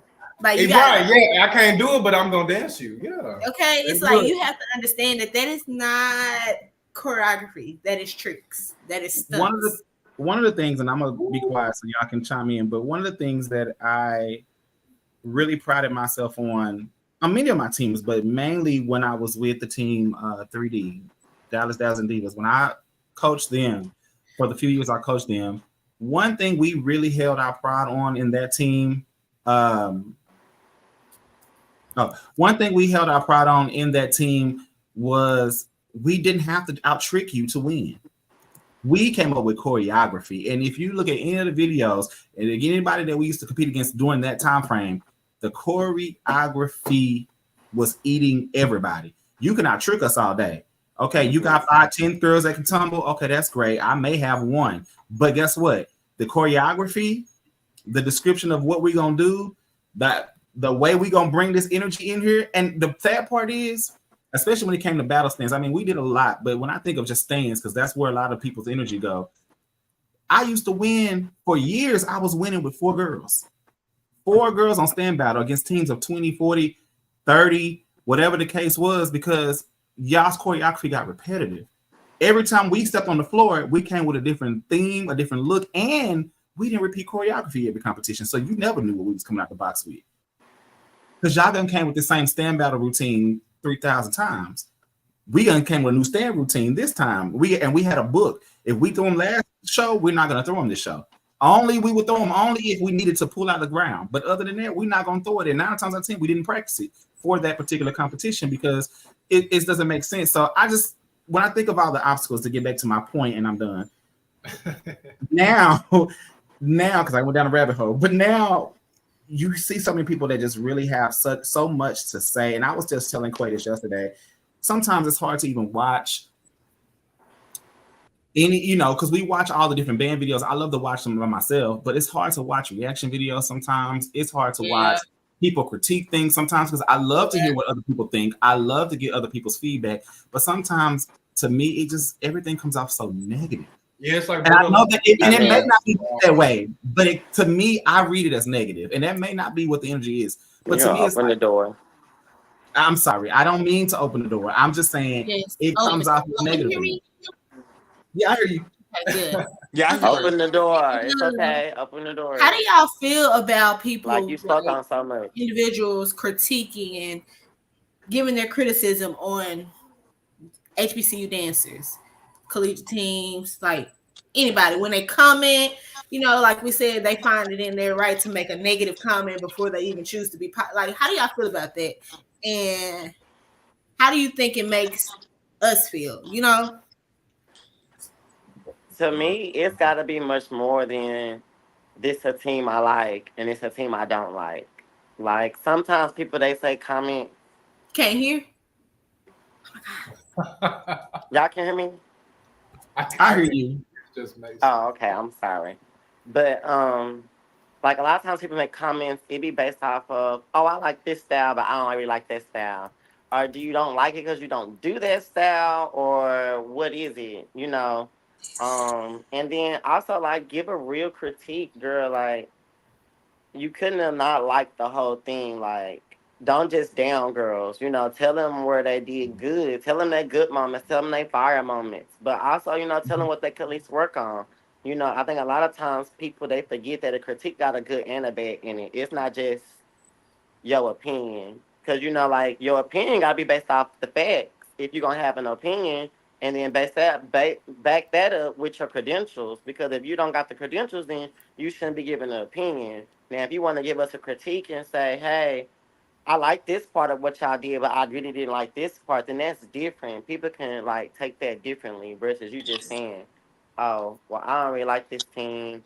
Like, it was cool. They had a good performance, but this team over here, hey, because it's my team.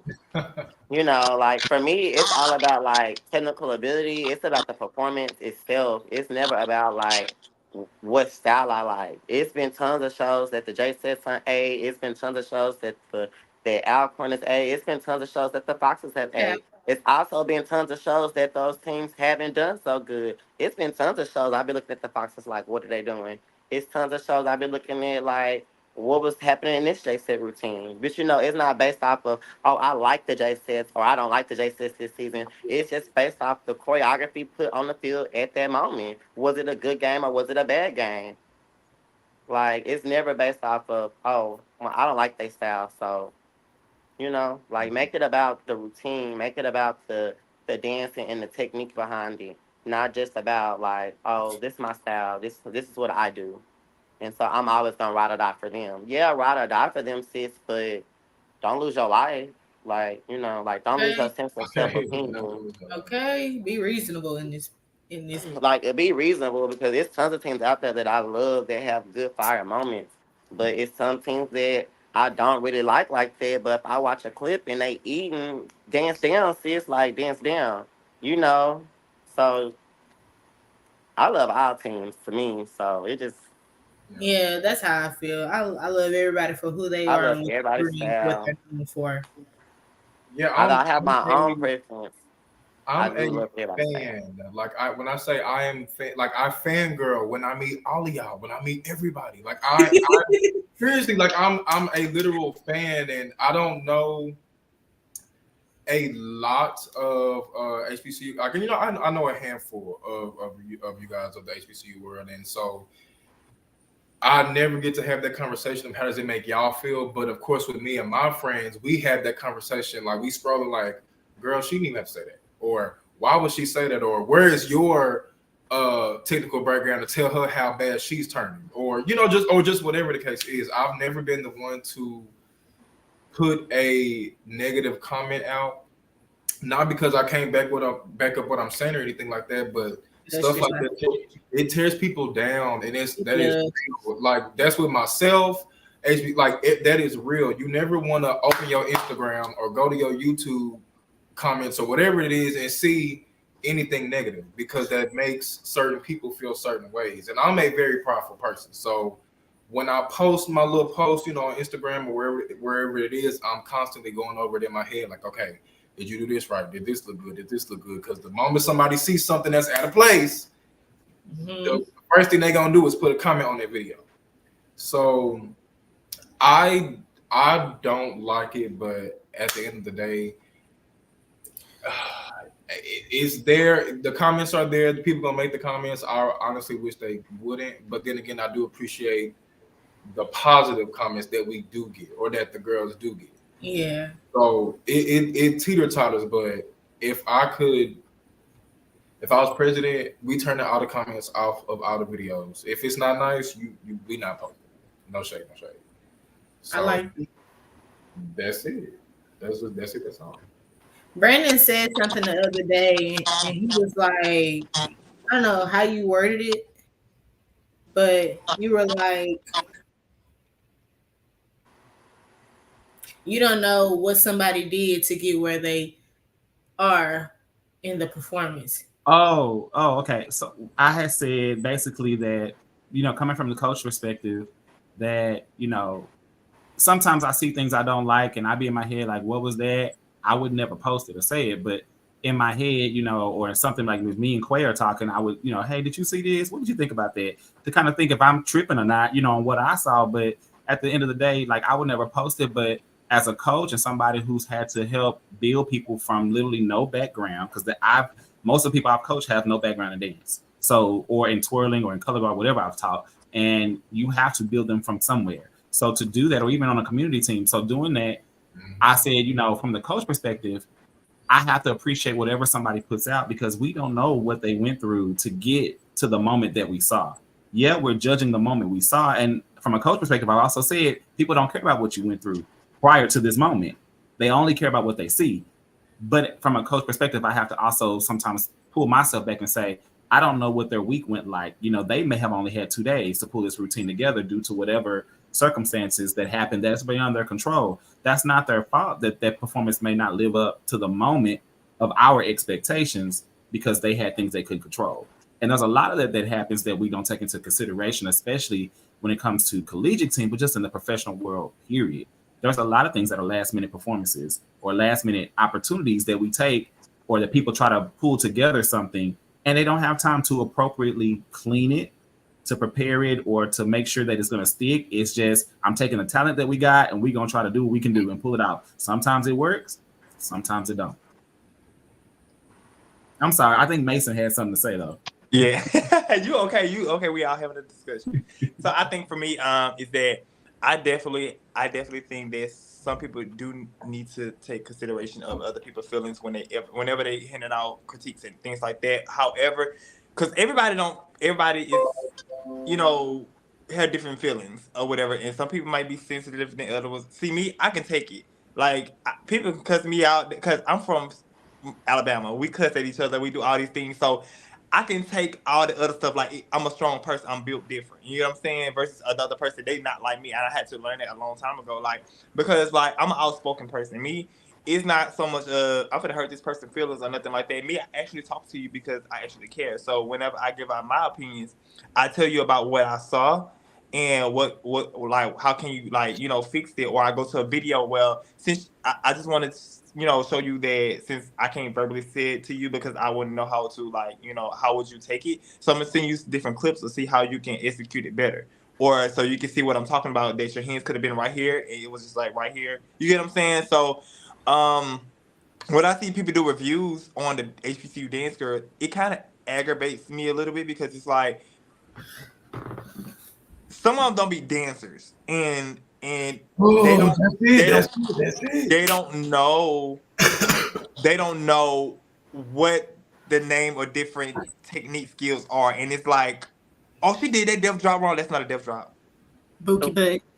Yeah, like like I be like, you know what I'm saying, like it's stuff I need to fix too. But like if you're gonna do critiquing of a video, you need to at least know the basic of technique and what you're like critiquing on, because like I feel like I know a person who don't dance, but they know exactly what to do because they study like people bodies, like study dance and things like that or whatever. So I feel like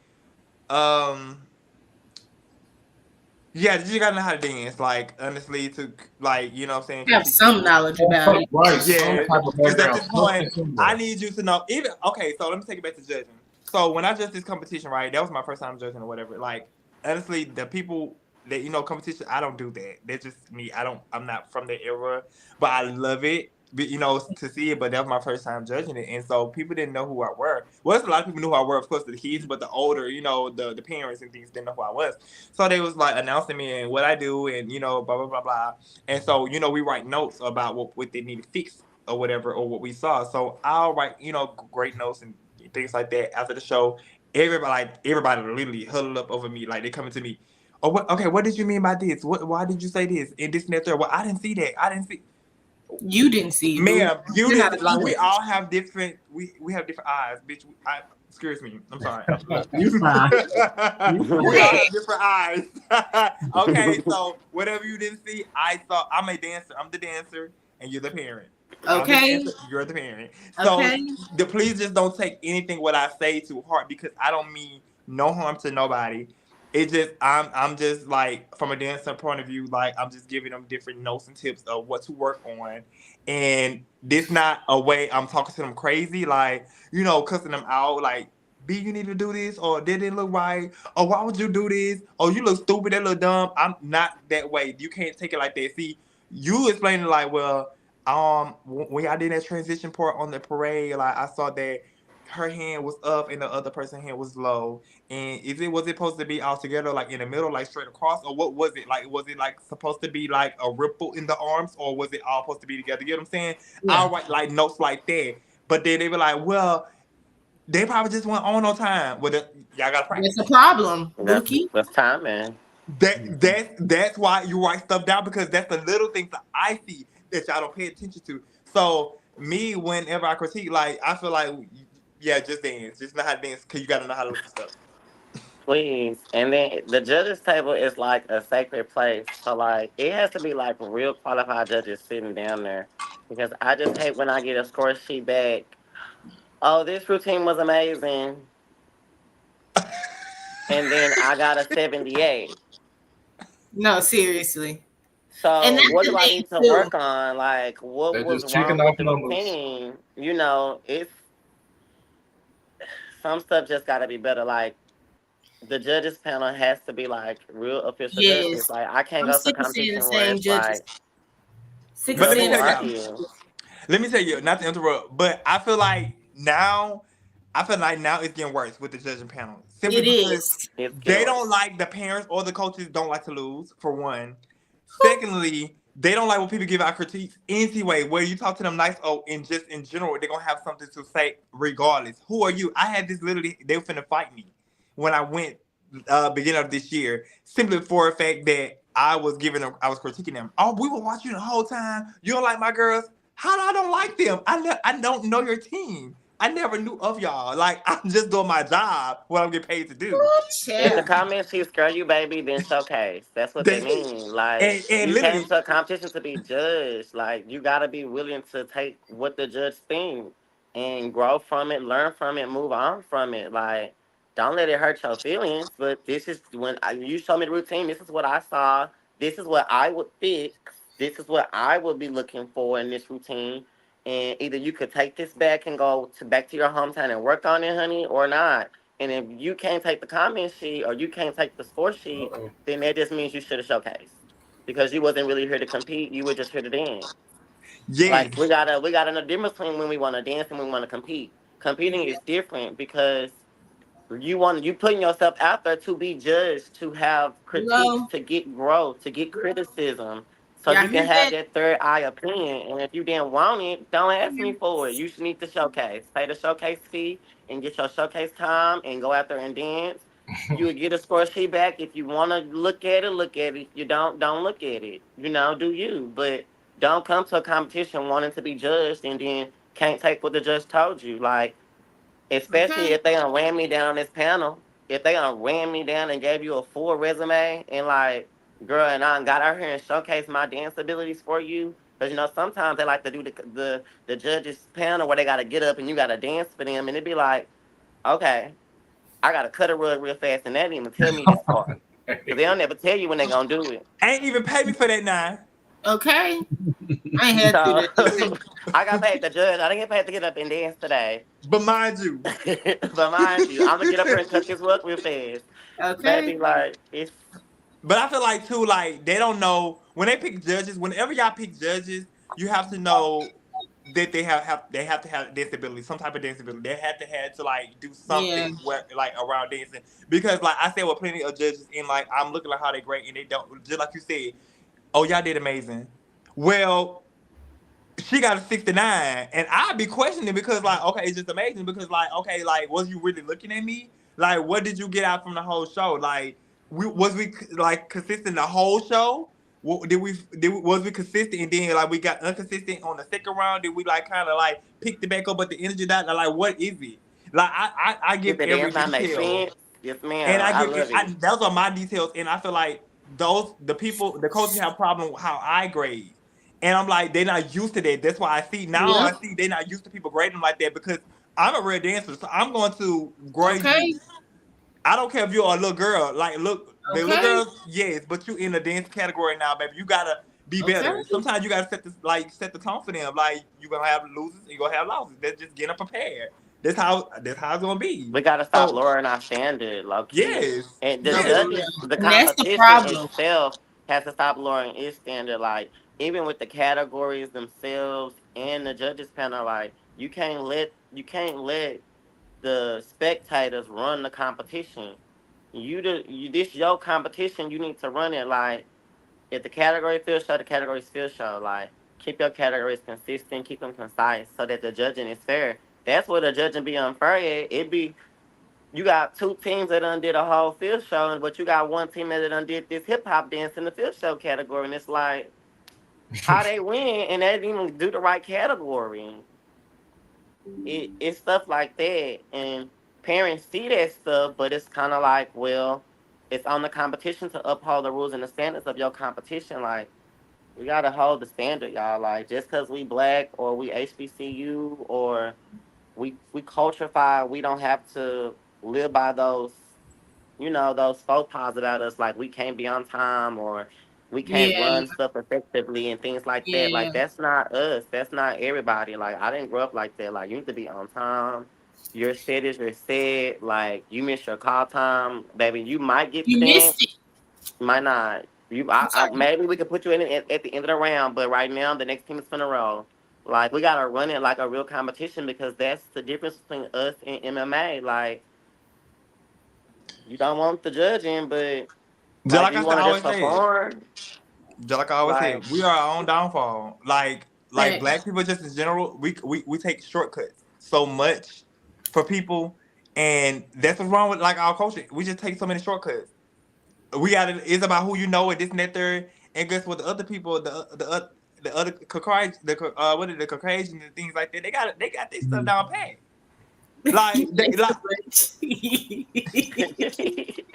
it's about and it's probably about who you know over there too. But they gonna run it like money though. They not gonna play around with you. I think it's too also that I think especially when it comes to our people. I'm sorry, so you can see my skin. Yeah. But I think it comes to a fact that we don't know how to lose gracefully. No, seriously. And we put, and as a coach, this was my theory, and I a lot of people hated me because of the way I thought. But I would tell people all the time, I don't care about the trophy. I never cared about the trophy. No, never.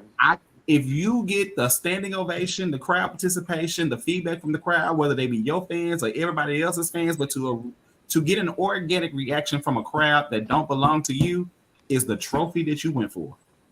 If you're waiting for a piece of plastic or some cheap metal to validate what you put on the floor every time you put some on the floor, you're dancing for the wrong reason. You're performing for the wrong reason. It's just banners now. Whatever it is. I mean, you're dancing for the wrong reason. Yes, we want the title. Nobody wants to walk in and not get the title. I get that part. But that's not the reason we came. We came to put our best out. And if you put your best out and you got the reaction you were going for with what you went in intent for, you won.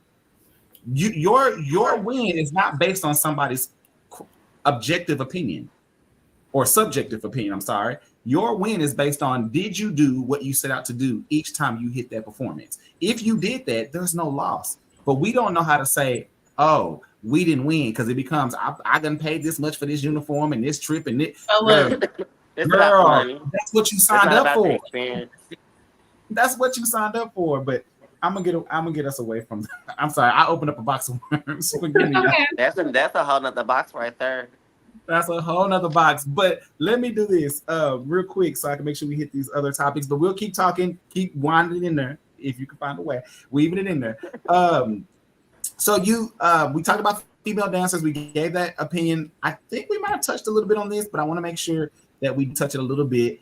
Do you feel that male and LGBTQIA plus dancers are judged unfairly by public standards? I think we hit it a little bit, but is there anything else we wanted to add to that? They should just stop labeling this. Like, they just gotta stop putting labels on us. Like we just got to not just stay in the bed. We cannot come in the light.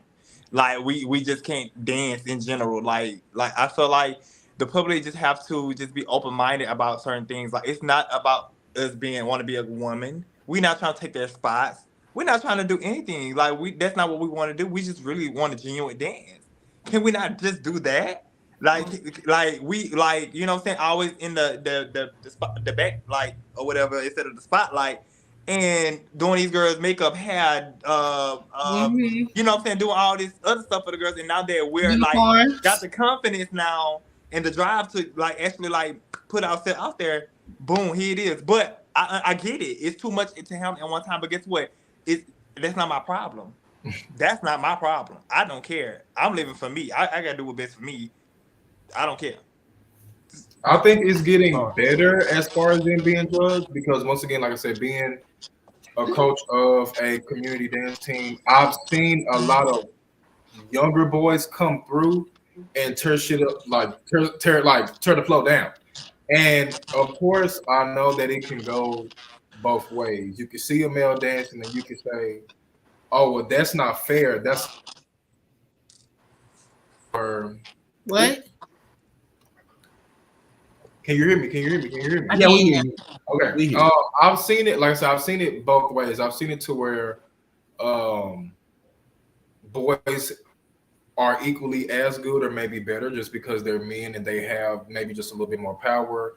They have a little bit more control.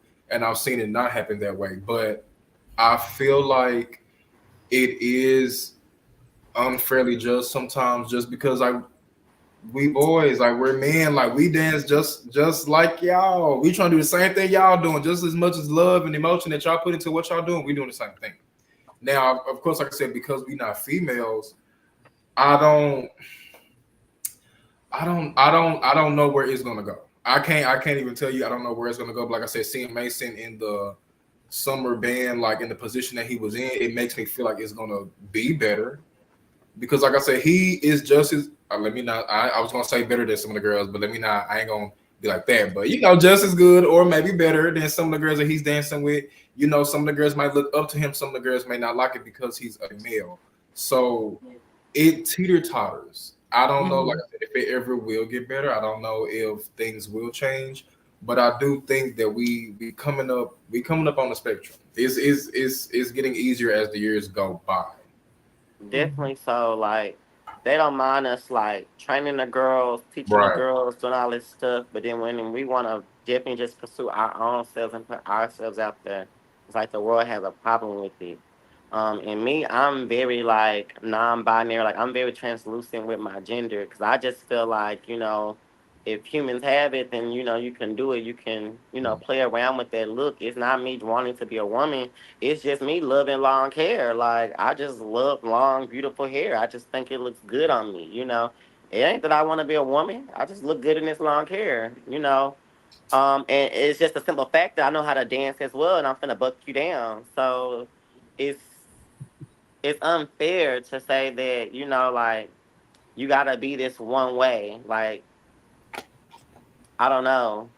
They just think dancing is mostly like girly and stuff, and it's not. Like, it has its male qualities to it, but it just allows people to express to me. Like, I'm just like expressing and being me, and it ain't got nothing to do with like wanting to be a girl or nothing like that. Like, I love dancing for dancing, and how I present myself is just how I present myself. It don't got nothing to do with like.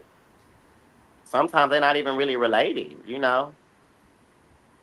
But people look at it like, oh, well, just because you dance, you want to be a girl because you do this, you do that. And it's like, no, I just love dancing. And I just happen to love wearing long hair. Like, it just is what it is, I have a question. So you just spoke about people trying to compare the two, right? How do y'all feel about uniforms when it comes to the HBCU dance and majoring world? How do y'all feel? Oh, no, baby, give me a leotard, throw that back out. I want my chest out, like her knee, hair long. Like, I'm not even gonna sit here and lie, y'all. Earlier, like, if I'm comfortable in this, baby, I'm wearing this. Yes, ma'am. Period. Did you buy it? Give it to me. I need everything. And in my culture, I feel like, Mobile, like, I grew up with it. Like Mobile, like, we're in the leotards. Like, I'm so comfortable in it to the point where, girl, give me a leotard. Let me throw one of these things on. And I feel like, you know what I'm saying? That's just my alter ego is like how Beyonce feel like Sasha Fierce. I feel like that's Milk Mason. Even though I'm not Mason, like, that's when I'm dancing. I feel like Scooter when I'm off. Like, you know what I'm saying? Like, that's just me. Oh my God, y'all, I didn't mean to say that, but like, that's my nickname. But anyway, it's child. Yeah. Mason my stage name. So like, that's why I go out there. Feel like, and I feel like it's not me wanting to be a woman. That's not, girl. I don't want no titties. I don't, oh, excuse me. I know I'm supposed to do a lot of stuff on here, but I don't condone none of these things or anything or whatever. I just feel like I just really want to dance, and I feel like it just be really cut and push like of those like type of fabrics and things on you. It's like it be like you got this mesh, you got this velvet. It feels nice on the skin for me, and I just like the different the designs of the uniforms. That's why I really like wearing the uniforms and things like that. So now, however, the tucking part was taken out. Yes, that takes out. I don't know. I can't do it. You gotta have on a proper like undergarments, cause I promise y'all, I don't be tucking half the time. But it's all about like wearing the proper like underwear and like. Being with Explosive or X-Rated, we have not really had to. When it came to us picking our uniforms, it was always like a two-piece. It was like top and bottom because we was like, are we not going to do this leotard, this, that, and forth? As the years went on, as time went on, I'm like, yeah, girl, give me that leotard. Let me cut that arm out. Then let me cut that back out. And then let me take this leg out. Or I got a uniform to wear, like just recently in March, when we did Warzone, the one piece that we had on was mesh everywhere. The only place that it was not mesh is probably like right here, a little bit of the stomach and like the crotch area. And so putting it on, I was like, I looked in the mirror and I was like, body form, my skin is stronger than I would like. And then as I started to dancing, I was like, oh, this is nice. It feels nice. Like you mentioned, said, it make me feel my cunt. And that's more than likely what I'm thinking about when I'm dancing. Like, I want you to feel how cunt I feel. You got to feel my puss too. And that's just what I give off when I dance. So I ain't gonna lie, I was very much so against like leotard one piece back in the day. But now it's just like, well, I know I'm gonna look good in it. So I'm gonna do what I do.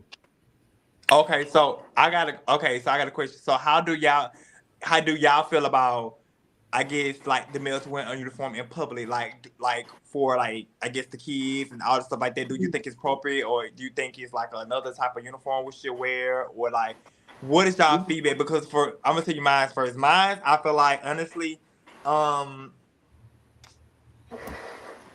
feel like you have to know what to bring your kid. If you know this is an event where it's gonna be like, you know what I'm saying, different genders here dancing and things like that, and you that type of parent that don't want to allow your kids to see it, I just think just not to bring them to this event or something like that. I just feel like that's the fair thing to do, because it's a flyer clearly say, you know, this band thing like they go do your research. People don't research any, like they don't do their research. That's the problem. So you be coming into this like, oh my God, it's gay people, or is this? You don't do your research. You don't do your research, like, because before I go anywhere, I walk out the door, I got to see what's going on.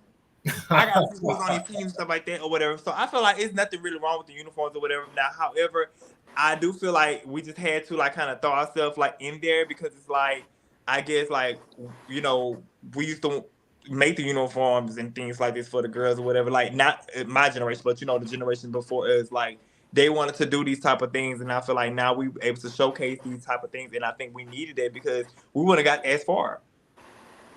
And so that's why I feel like, yes, I feel like I definitely I loved the idea. But what did y'all intake on it?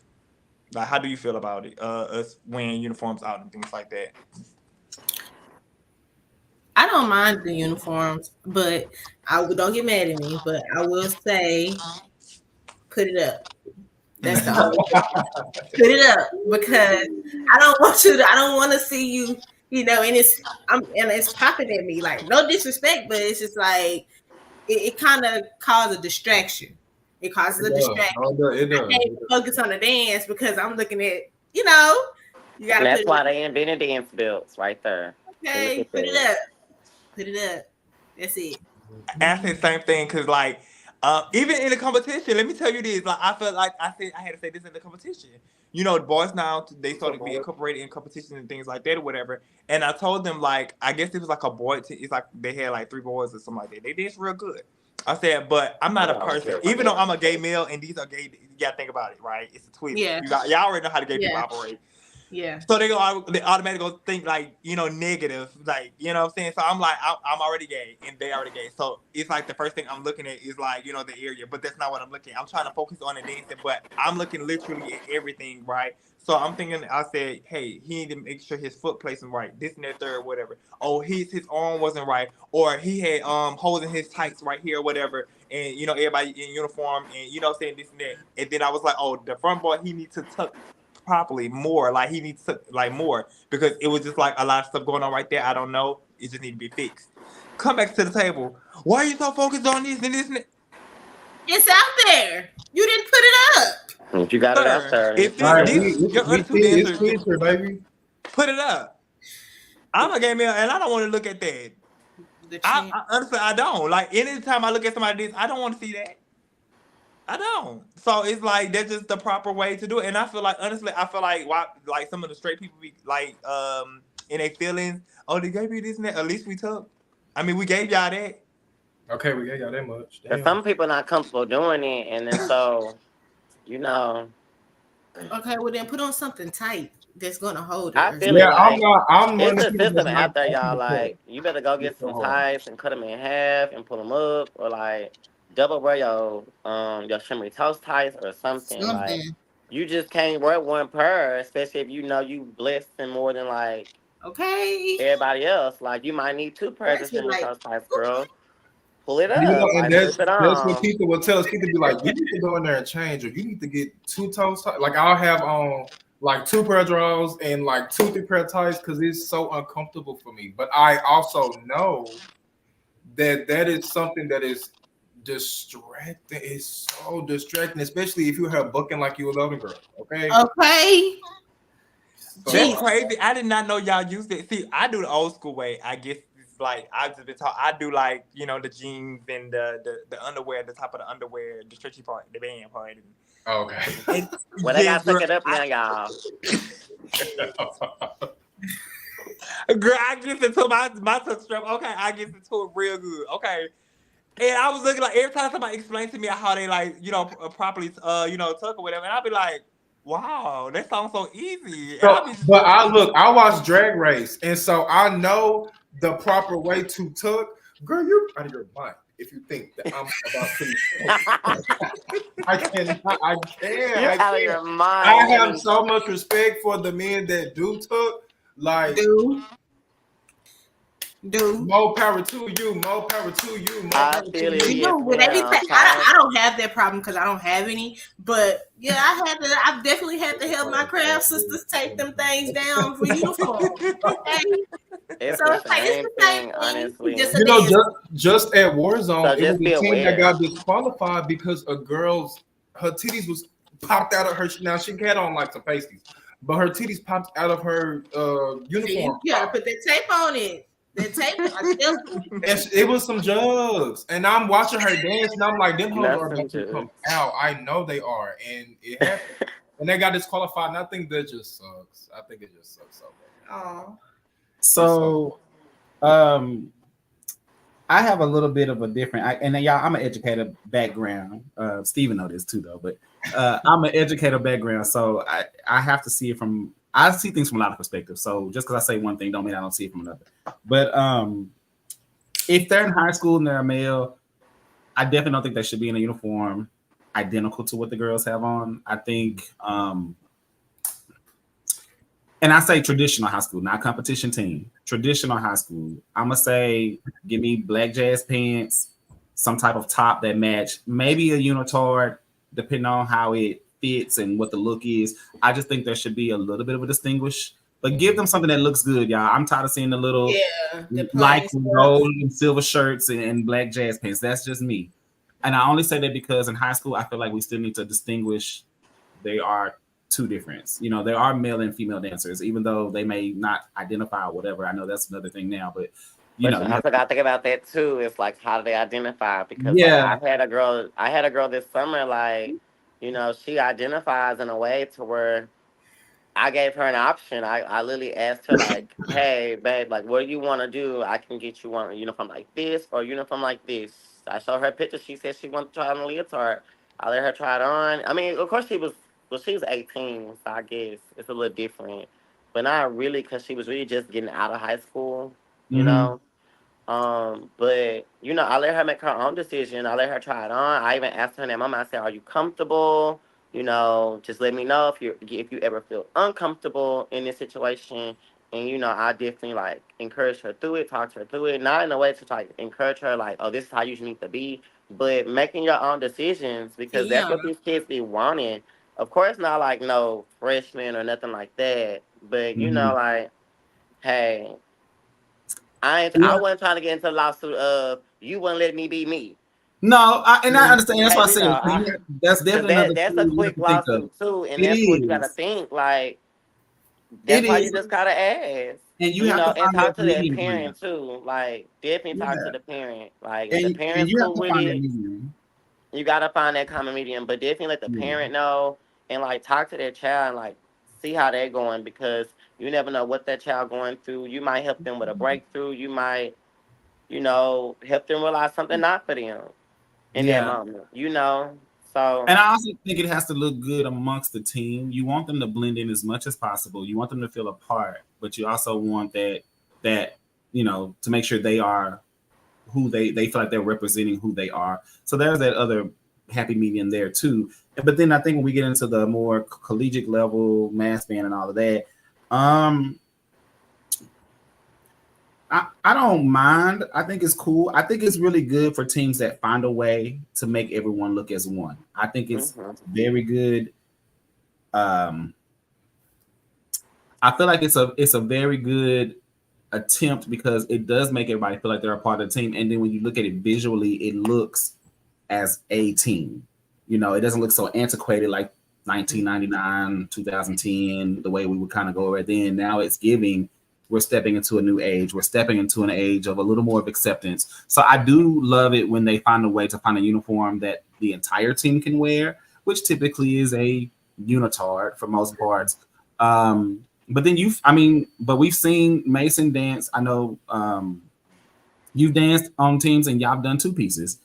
You wore leotards with Prince and Elite. So we've seen you do those type of things. And I know some people are like, oh, I don't want to see that. You know, again, I'm a band head, so I watch a lot of band videos. And I'm in most of the groups that I'm in are band head groups, not dance groups. Because the dancer people they ruin my high sometimes. I have to stay out of it. Okay. They stay out of me. But the band people know how to go in there and talk crap, and it just be talk crap, and that's it. And we doing it just to be trolling, you know. But the dance people, man, it gets to be feelings involved, and I ain't got time. It gets to a point where it's kind of like bullying on something, you know. Yeah. But it's so many people that don't even have a lane in that community got so much to say about it. And it's just you just watch. You literally just watch it. You ain't got no dance background. You ain't ever coached. You ain't ever did anything. But it's just a lot of the dance groups is thorough. Yeah, and then I got banned out of one of them for whatever reason, but that's another story. We won't even get into that. But then you were there, so I be just trying to see what are we doing so wrong. Like we don't. My thing is, I be just trying to see we don't kill nobody. We don't have baby mamas. We leave our kids behind. we ain't no drug dealers. We ain't nothing but gay, okay? And we get thrown out to the world like it's like trash. I be trying to see what's going on. And honestly, I be thinking people be mad because y'all are so free. They want to be free too. You get what I'm saying? Just as easy was mad like that for you. I also think it's. Go ahead. Oh no, I was done. No, what you said? I didn't hear you. Yeah, what did you say? I was saying just as easy as it is for me to be free, it's easy for anybody. But I know it's a different mindset. But I promise you, it's not that hard. It's not. It's definitely for household too.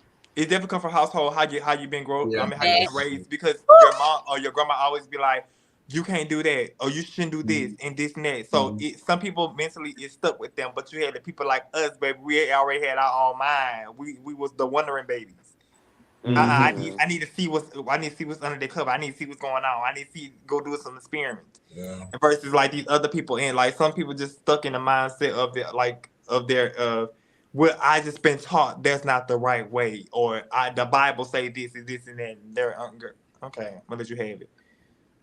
Please. Yeah, I think at the end of the day, you know, I like I said, you know, I think the teams that are finding a way to incorporate the male and the LGBTQIA dancers in their routines, find a way for uniforms to be matching and or find the differences where the girls may wear this, but the boys wear the boys and the gays wear this, but it's still cohesive. You know, it's cohesive. I like that too because it does allow for them to have like their own style, their own fierceness about them. I think it's really cool, you know, and I think as we continue to see how this mass band fling flares, I don't know if I don't think it'll ever cross to the collegiate in my lifetime. That's just my opinion, but you know, we'll see. That sounds like a wow. And honestly, I was gonna ask that. I just feel like honestly. Yeah, I'm gonna be real though. I don't think it's gonna be neither. I don't want to see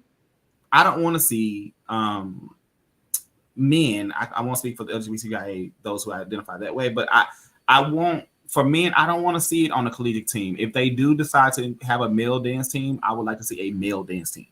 Just them to do them, because I feel like the male style and the energy and the strength and the stamina is different, and I feel like they deserve their own shine. I know that people want the inclusion part of it, which is nothing wrong to want to be included, but I feel like some things are just what they are. I feel like the collegiate all-female teams, they deserve to just be what they are. I don't think we have to fight to be on it. I think we should fight to have a representation for what we want, if that's what you want to be. I mean, inclusion is also tolerance and acceptance. It doesn't necessarily say that we have to be on the same team as the women, but Mm-hmm. let us generate our own team and let that be okay. Because I mean, we don't have a sense of what is professional dance for HBCU dancers. It's only summer band for us, and that's only in certain places. Like, And that's recent. and that's Very recent. recent. That's what I say. I'm So, a fan. I just watch. I've always been in my mind. Like I said, I never thought that the males would make it to the collegiate portion. That's but I why just feel like people should be I there. watch. I learn from YouTube. I go to the games, and I'm leaving through you. Okay, I'm leaving through the girls. So that's just enough for me. I mean, openly, very recent. Yeah, openly, very recent. But I will say, I won't give a certain year, but a year that I was assisting with one of the mass band dance lines, we did have a transgender, but we lied. We lied hard. I can say it now because it don't matter, but we lied hard to make it not known. And we were getting questioned. We got caught in the meetings, and I was like, no, that is a girl. That's It looked like a girl. It walked like a girl. It talked like a girl. She presented everything as girl, and therefore she will be girl all day because that's what she identified as. That's what she looked as, and you couldn't tell me no different. So, and you couldn't prove it. So it's a girl. It's a girl. It's a girl. I can't tell you that. I can tell you that all the time. But we did have one when I coached one of the years. I won't say which year because I helped a couple of years. But one of the years we did have one that represented for the Dallas team that a lot of people, unless you knew, you wouldn't know. And most people didn't know. They questioned, they didn't know. And they only questioned because somebody said something that did know. But everybody couldn't prove it. So we did have long before we started openly seeing the collaboration of LGBTQ and male dancers, we did have one. But I hate it because my thing was, if you can't tell, who is it hurting? Right. Everything looks as if, so it doesn't hurt nobody. And she wasn't trying to talk to nobody. She just literally, what the word said, I just want to dance. That's all I want to do. That's and all she came for. She comes, she danced, she leaves. She didn't hang, she didn't fraternize. She just wanted to dance. So why not? Who is it hurting? Nobody. So yeah. Not a soul. Go ahead. I said not a soul. Oh, okay. I thought you said, I said y'all. I thought you said something. My bad. So Lorena said, so for competitive teams, how do you handle gender differences with uniforms when someone identifies as the opposite and prefers the overall uniform, which I believe she's the let them be them, because I kind of feel what she's saying, because that's me. Like, I'm finna go in there, heels, I'm gonna hair, nails down, and if I'm wearing a leotard today, I'm wearing a leotard my back out, babe. But I'm gonna do it in a professional manner though. Like, I'm gonna make sure I'm tucked. I'm gonna make sure my look is together and precise, so that way they can't say anything. Kind of how like you just said, like, she walks like a girl, she's presenting like a girl. That's a girl today. That's a full woman today. I don't know what you're seeing, but she's finna go out there and cut up like the girls. I'm finna eat the girls up. Like, hey, girl, like, if that's what I'm giving that day. And just like Mason, like, if he don't present that way, he don't have to present that way. Like, if he wear a uniform that's comfortable for him, let him wear a uniform that's comfortable for him. We could both be on the same team, and I can present how I present, and he can present how he present. Let us be us. That's really all it is. Like, let people be them. Let people do what they want to do. Treat people how they want to be treated, not how you want to be treated, because that's the problem. You trying to treat me how you want to be treated, and that's not how I'm telling you to treat me. I'm telling you to treat me like this. I'm telling you that this is what I like. Treat me that way. Treat me as such. Because when we get into it, you're going to wonder why. Because you treated me how you want to be treated and not how I told you to treat me. You just heard me tell you that I want to be called a girl, then call me a girl. It may not make sense to you, but it makes sense to me. It's not for you to figure out. It's for me to figure out. I could be all delusional in the head that I want to be, but that's not for you to help me figure out. That's for me to work through my own delusion. That's between me and God to work through that. That ain't got nothing to do with you, hun bun. Because at the end of the day, when I go home and I get in my bed, I'm gonna feel like a princess, honey. It's gonna be a princess bed when I sleep in it. Whatever bed you get in, you sleep in, that's you. Like, I could sleep in a queen size mattress, but you could be going home to a twin. But you all masculine and stuff, but I'm all feminine, and look how I'm sleeping. We sleep in two different worlds. Like, we go into two different covers. We deal with two different people. Like, let people be them. Treat them how they want to be treated. That's how I feel. That's true. It's all about being comfortable. Because I'm gonna ask the question. Being a coach for so long, I have came across the younger men who are comfortable in a leotard. I've come across the younger men who are not. But we always try to make it all inclusive. Like you said earlier, Brandon, we try to make it cohesive. I'm all for if you want to wear your leotard and if you want to wear your hair and do all of this, do it. If that's what makes you comfortable, that's all that matters. It really does. Nobody cares about what nobody else thinks. But I don't think that a lot of like parents and maybe even some dance coaches, they don't have that mindset as of yet, as of right now. So it is. I know sometimes it probably is forced, but I definitely don't think it should be that way. Absolutely not. Because just like Steve, like you said, Tony, if I'm going home and I know that I feel good about what I wore and I feel good about what I did, that's all that matters. It don't matter about nothing else or nobody else said. So My granny always told me, baby, if you ain't buy or you're not gonna buy it for me, then what are you saying something for? Like, I put the money up for this uniform, baby. I bought this uniform. This came out of my coins. If you're gonna buy it, then I'll do what you say. But if you're not gonna buy it, talk about something. You know, like, girl, let it go. Okay, like Tony said, ignorance, baby. It's ignorance. It's so ignorant. It's so. All right, y'all. As we getting ready to get close to our wrap time, we do have one other person that was scheduled to be in the show that has been at an audition process and going through all the things today. But we wanted to make sure that that person still had a chance to be represented and just kind of give just a few little words before we wrap up because we are at our time. And I know that we got people from different time zones. They got places to be, things to do. Okay. So let me let's do this real quick. Let's first off give a quick video so that he can get an intro that everybody else. So we're gonna quickly show one of his videos, and then we'll bring him right on up. Hold on, y'all.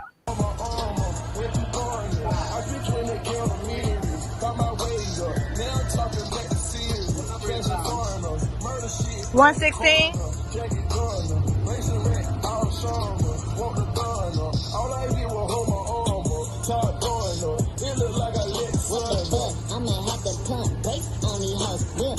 I don't never pump fake on these hoes. Me and Pluto pull up in a new Ferrari beer. Always eating Japanese, so I'ma need wasabi beer. I was in, pull up Millie for a shot. All these bitches is so but Millie wanna laugh. Spend my money on some dough. With my money in the low. Transform it to a Billy, cause I really am the GOAT. Transformer, I just bought the Transformer. That's the bathroom. Two jacuzzis in the sauna. Dang Warner, now she out your face and karma. Had a chance for, God that mean that she's a. All right, y'all. We getting ready to bring up.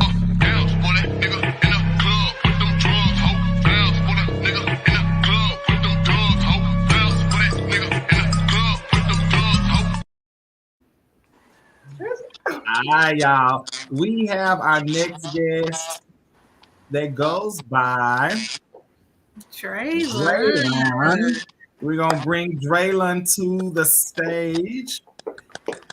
Hey, Dre. Hey, brother. How your day been? It's been long. I've been up since like 8. A long day. Well, I can tell you, I was auditioning for the Dallas Mavs dance team, and that was a process. I believe it. Okay. So, real quick, we want to get your take. We're wrapping up pretty much, but we want to make sure you get to your word in. So, really quick, our topic was breaking barriers. We just want to dance. When it comes to any obstacles, your background, anything that you want to share when it comes to being a male dancer or LGBTQIA dancer, if you identify as that, or any of those things, is there anything that you would like to chime in? We've talked from uniforms to obstacles to people not judging us fairly to tucking to, the critiques, all the things. Is there anything that you can drop on us?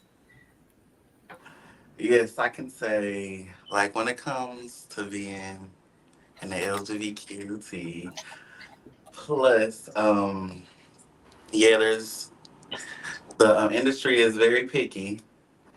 As what I do, I just be myself, and everything comes to me. So if you are needed, they will come to you. You just show who you are. Don't change anything, because what you show is what you have to give when if you're being like chosen for something. Just like for the little P Valley show, I it just reached out to me for my videos. Nico reached out to me personally. Um, they wanted me because of like my look, how like I do like a lot of ratchet songs. Just from my profile, that's how he found me. He wanted me to be on the show. And then I brought my friend, my friend Shauna onto the team because he Yeah. wanted another person on there. But basically, just being myself. I don't change nothing. I don't do nothing. Like when it comes to audition, there be like a feminine part, masculine part. I do me. If I want to do this part, masculine, I'll do the masculine. If I want to do another part, feminine, I'll do it. I just mix it up, and that's how it is. Do you want to tell I know we're wrapping up, but do you want to tell the people your background, where you come from, and what you do? Tell them about yourself so they know who you are. Okay, so first off, I'm a Pisces. Um, I was born here, born and raised in Dallas. I started off wanted to be in sports, so I wasn't even thinking about dancing until my senior year of high school. I had to get an extra elective, so I just did dance, and from there on, it's been up. So I started with the cheerleading team. Well, just the dance class, went to cheerleading, then major ed, and then from there, I went on my first tour just from me networking and knowing people. Um, After that, that's when transferred to like hip hop, to heels, and then training in college, doing ballet, contemporary, modern, and that's where like my technical side comes from. Okay. So, did you have you ever been? Oh, I'm sorry, y'all. Have there ever been like any obstacles that you had to face? Yeah, so like when you like in the industry, you gotta know how to keep like your weight, like in your weight. Um, One person might want you to be like a certain weight. One person might want you to be smaller. One person might want you to be bigger. So you gotta learn how to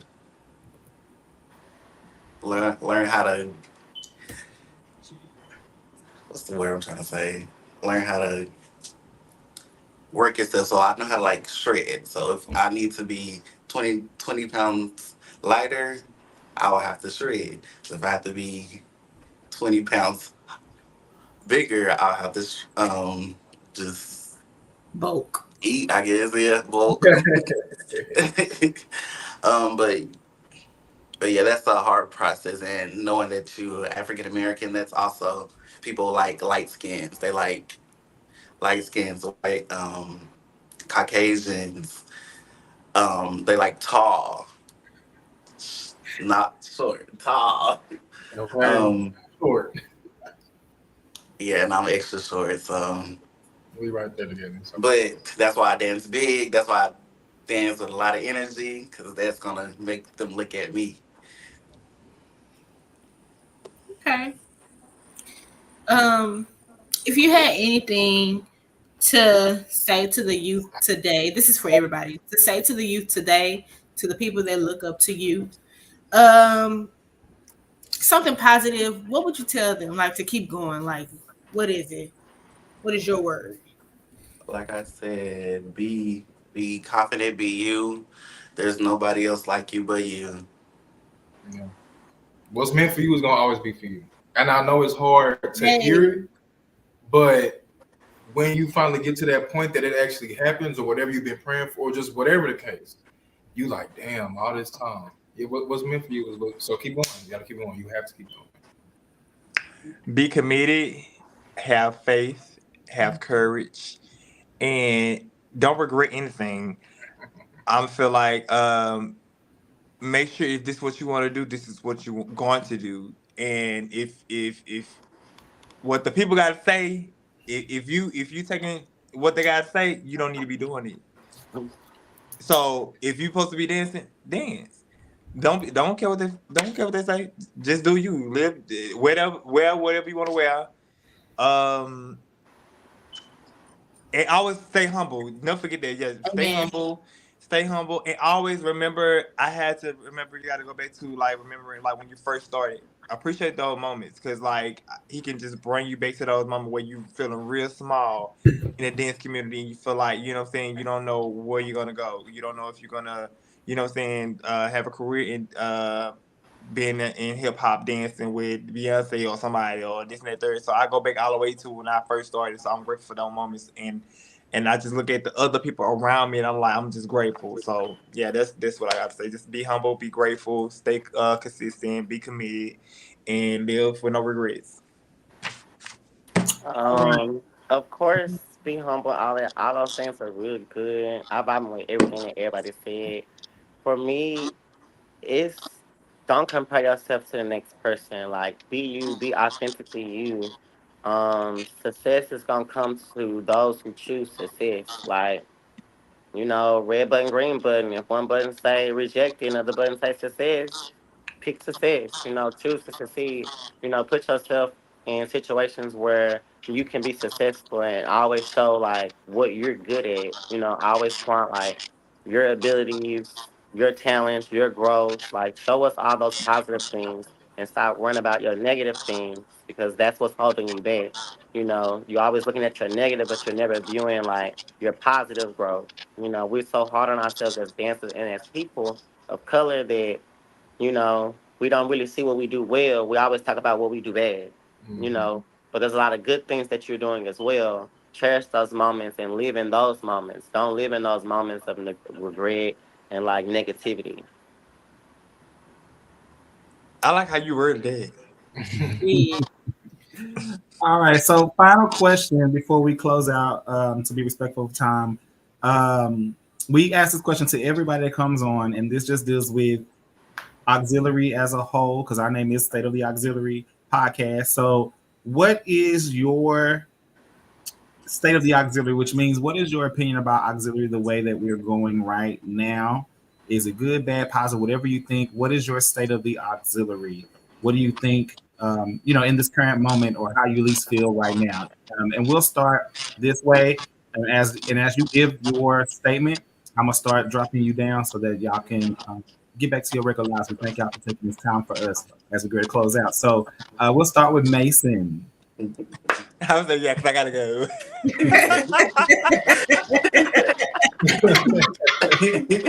Let's wrap it on up, sister. Okay.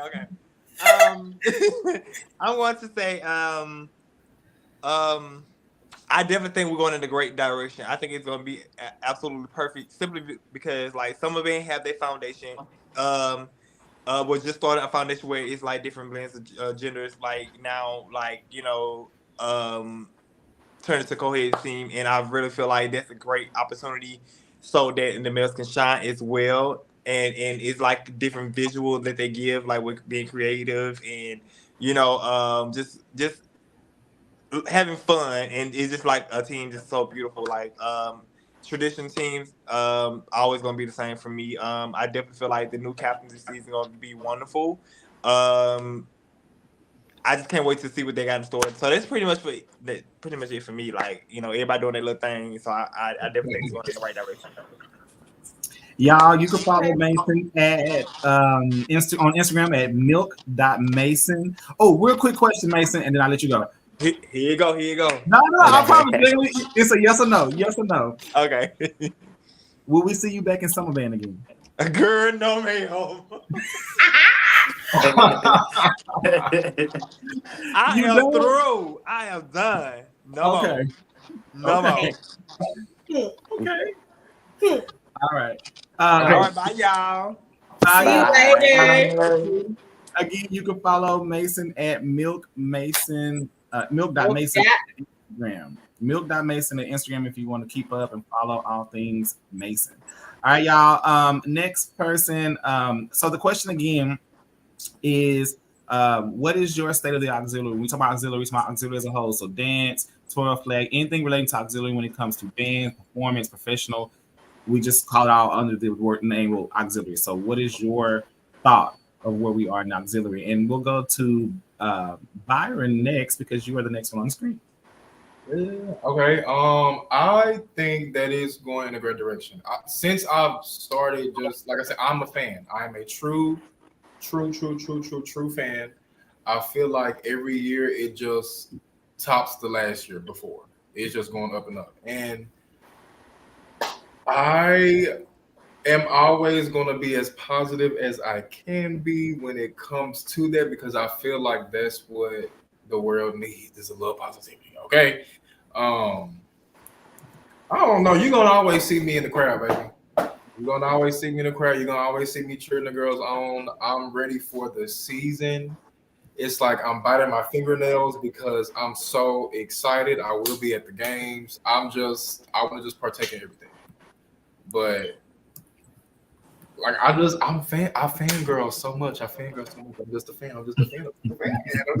I love it all. I love every single bit of it. So y'all, if you want to follow Byron on Instagram, you can follow him at x_royal. No, that's July.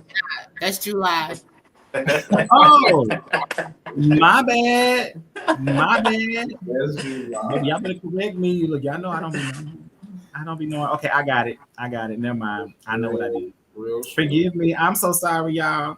No, you're I'm old.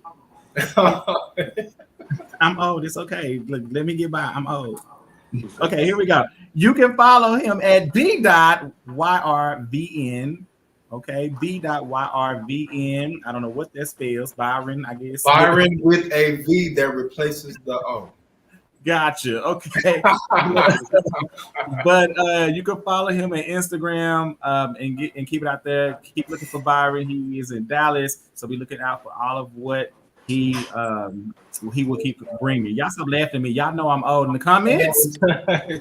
I am the aged one on the group. Okay, here we go. All right, thank you, Byron. You have a wonderful day. Thank y'all so much for your great night. Thank you. All right, y'all. Steven, you will be next. I'm sorry, Batani. I think auxiliary in a whole is heading in a good direction. You can definitely see like the diversity and inclusion happening from like Priscilla to summer band to the gays dancing.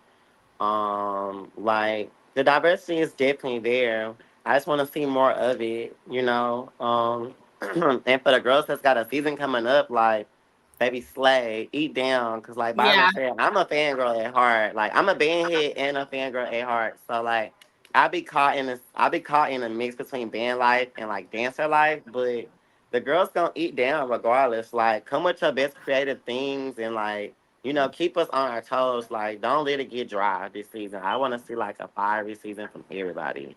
I want everybody on my toes. I want like, oh, I missed this clip. Oh, I missed that clip, girl. What's happening here? Like so I'm just super excited for just to see what's to come for this upcoming season. And even high school wise, because you know, them Hutch seeing them troubadours this year is what I heard for their homecoming game. So, you know, I'm trying to see what's going down. Okay.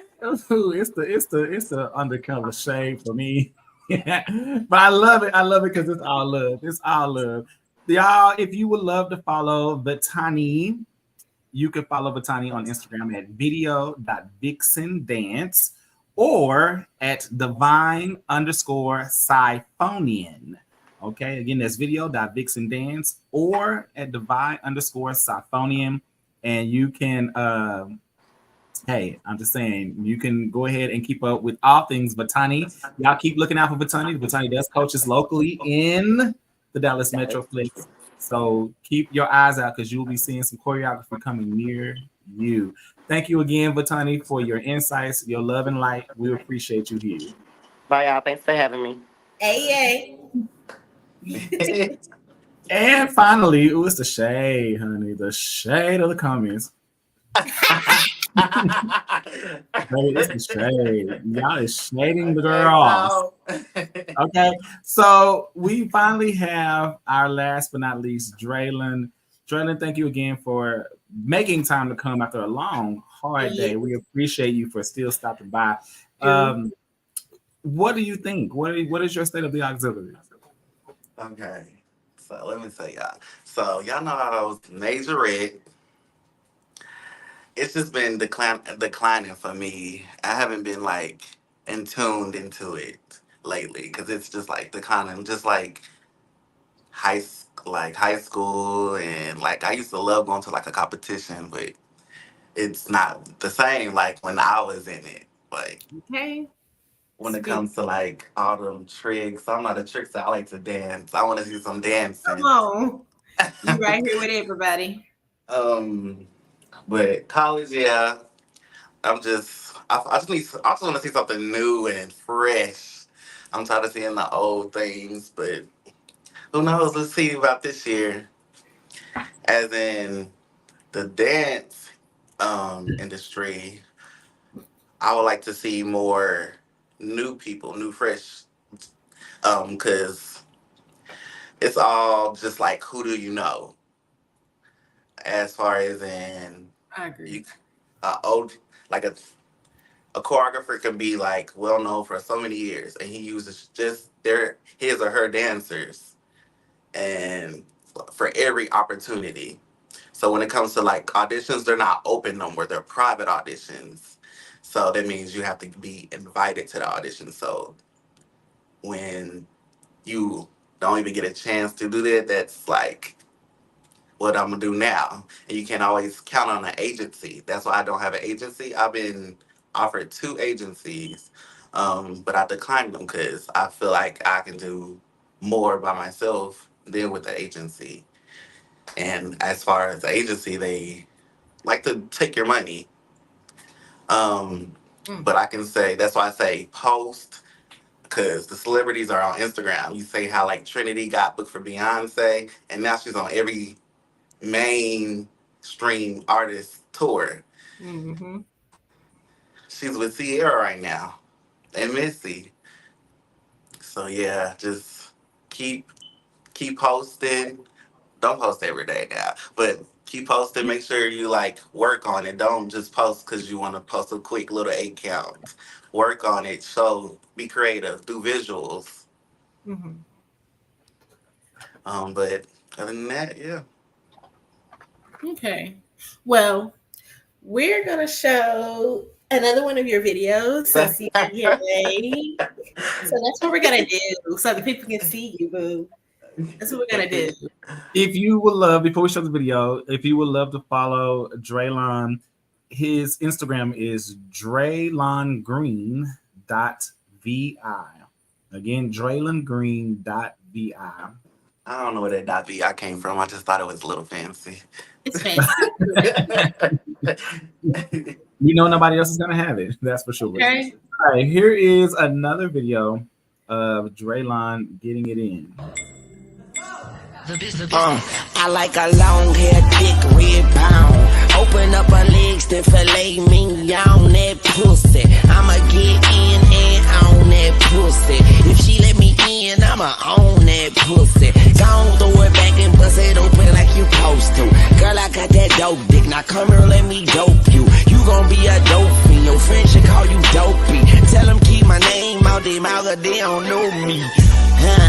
But you can't come into shit. I fuck the hood. Yeah. Yeah. Yeah. Eating.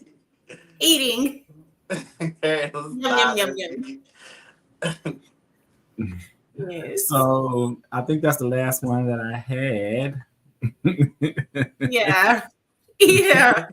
So look, y'all know we also had July in. July wasn't able to come back on. Unfortunately, and I hate it because I would have loved to get more of what July had to say because I know July was going to get into all the things. But with that being said, y'all, if you want to follow July's Instagram is X_RoyalJ. I got that one right now. X_RoyalJ with 2 Y's. To get more things, July, keep up with what's going on. July is going to always keep it cute. And sometimes maybe on mute. I don't know. It just depends on the mood you get. But anywho, look, Quay, any other questions for Dre before we close this thing out? No, I know you had a long day, so I'm not gonna hold you. You can ask me. It was a long day, but you can ask me if you have a question. I'm being courteous. I really have nothing to ask. I just want to say that I'm really proud of you, and I love that you are doing what you love, and you're venturing out and doing so many things. You're doing great things. Your face is everywhere, and I love that. Put on for the D. Keep doing that. You know what I'm saying? I love it. So, yeah. Y'all amazing. Thank y'all for having me. Of course. Sorry it took so long to get on, but I'm here. Hey, we just appreciate you for stopping by after a long day of auditions. Good luck to you in your Mavericks auditions. Hopefully, you got some good luck or at least some good news coming your way. And if not, it wasn't your avenue yet. So we're going to let you go. You have a good one. Thank you again for stopping by and shedding your love and light. Thank you. Y'all have a good one too. You too. See you later. Oh, Quay, baby, this was a show. It was. I enjoyed it. This was a show. This was definitely a show. Look, good idea. Next week we'll be back again. The theme is gonna be great. I already got it. And keep watching because we're gonna come with our next topic. Our next thing is you shaking the girls. Yeah. Are you shaking the girls? I am. Sorry. Okay. Every time I start doing it. I'm glad you joined too. Carrie is such a hater. I didn't say that, Carrie. I promise I didn't say that. You heard him. Exactly. You heard him.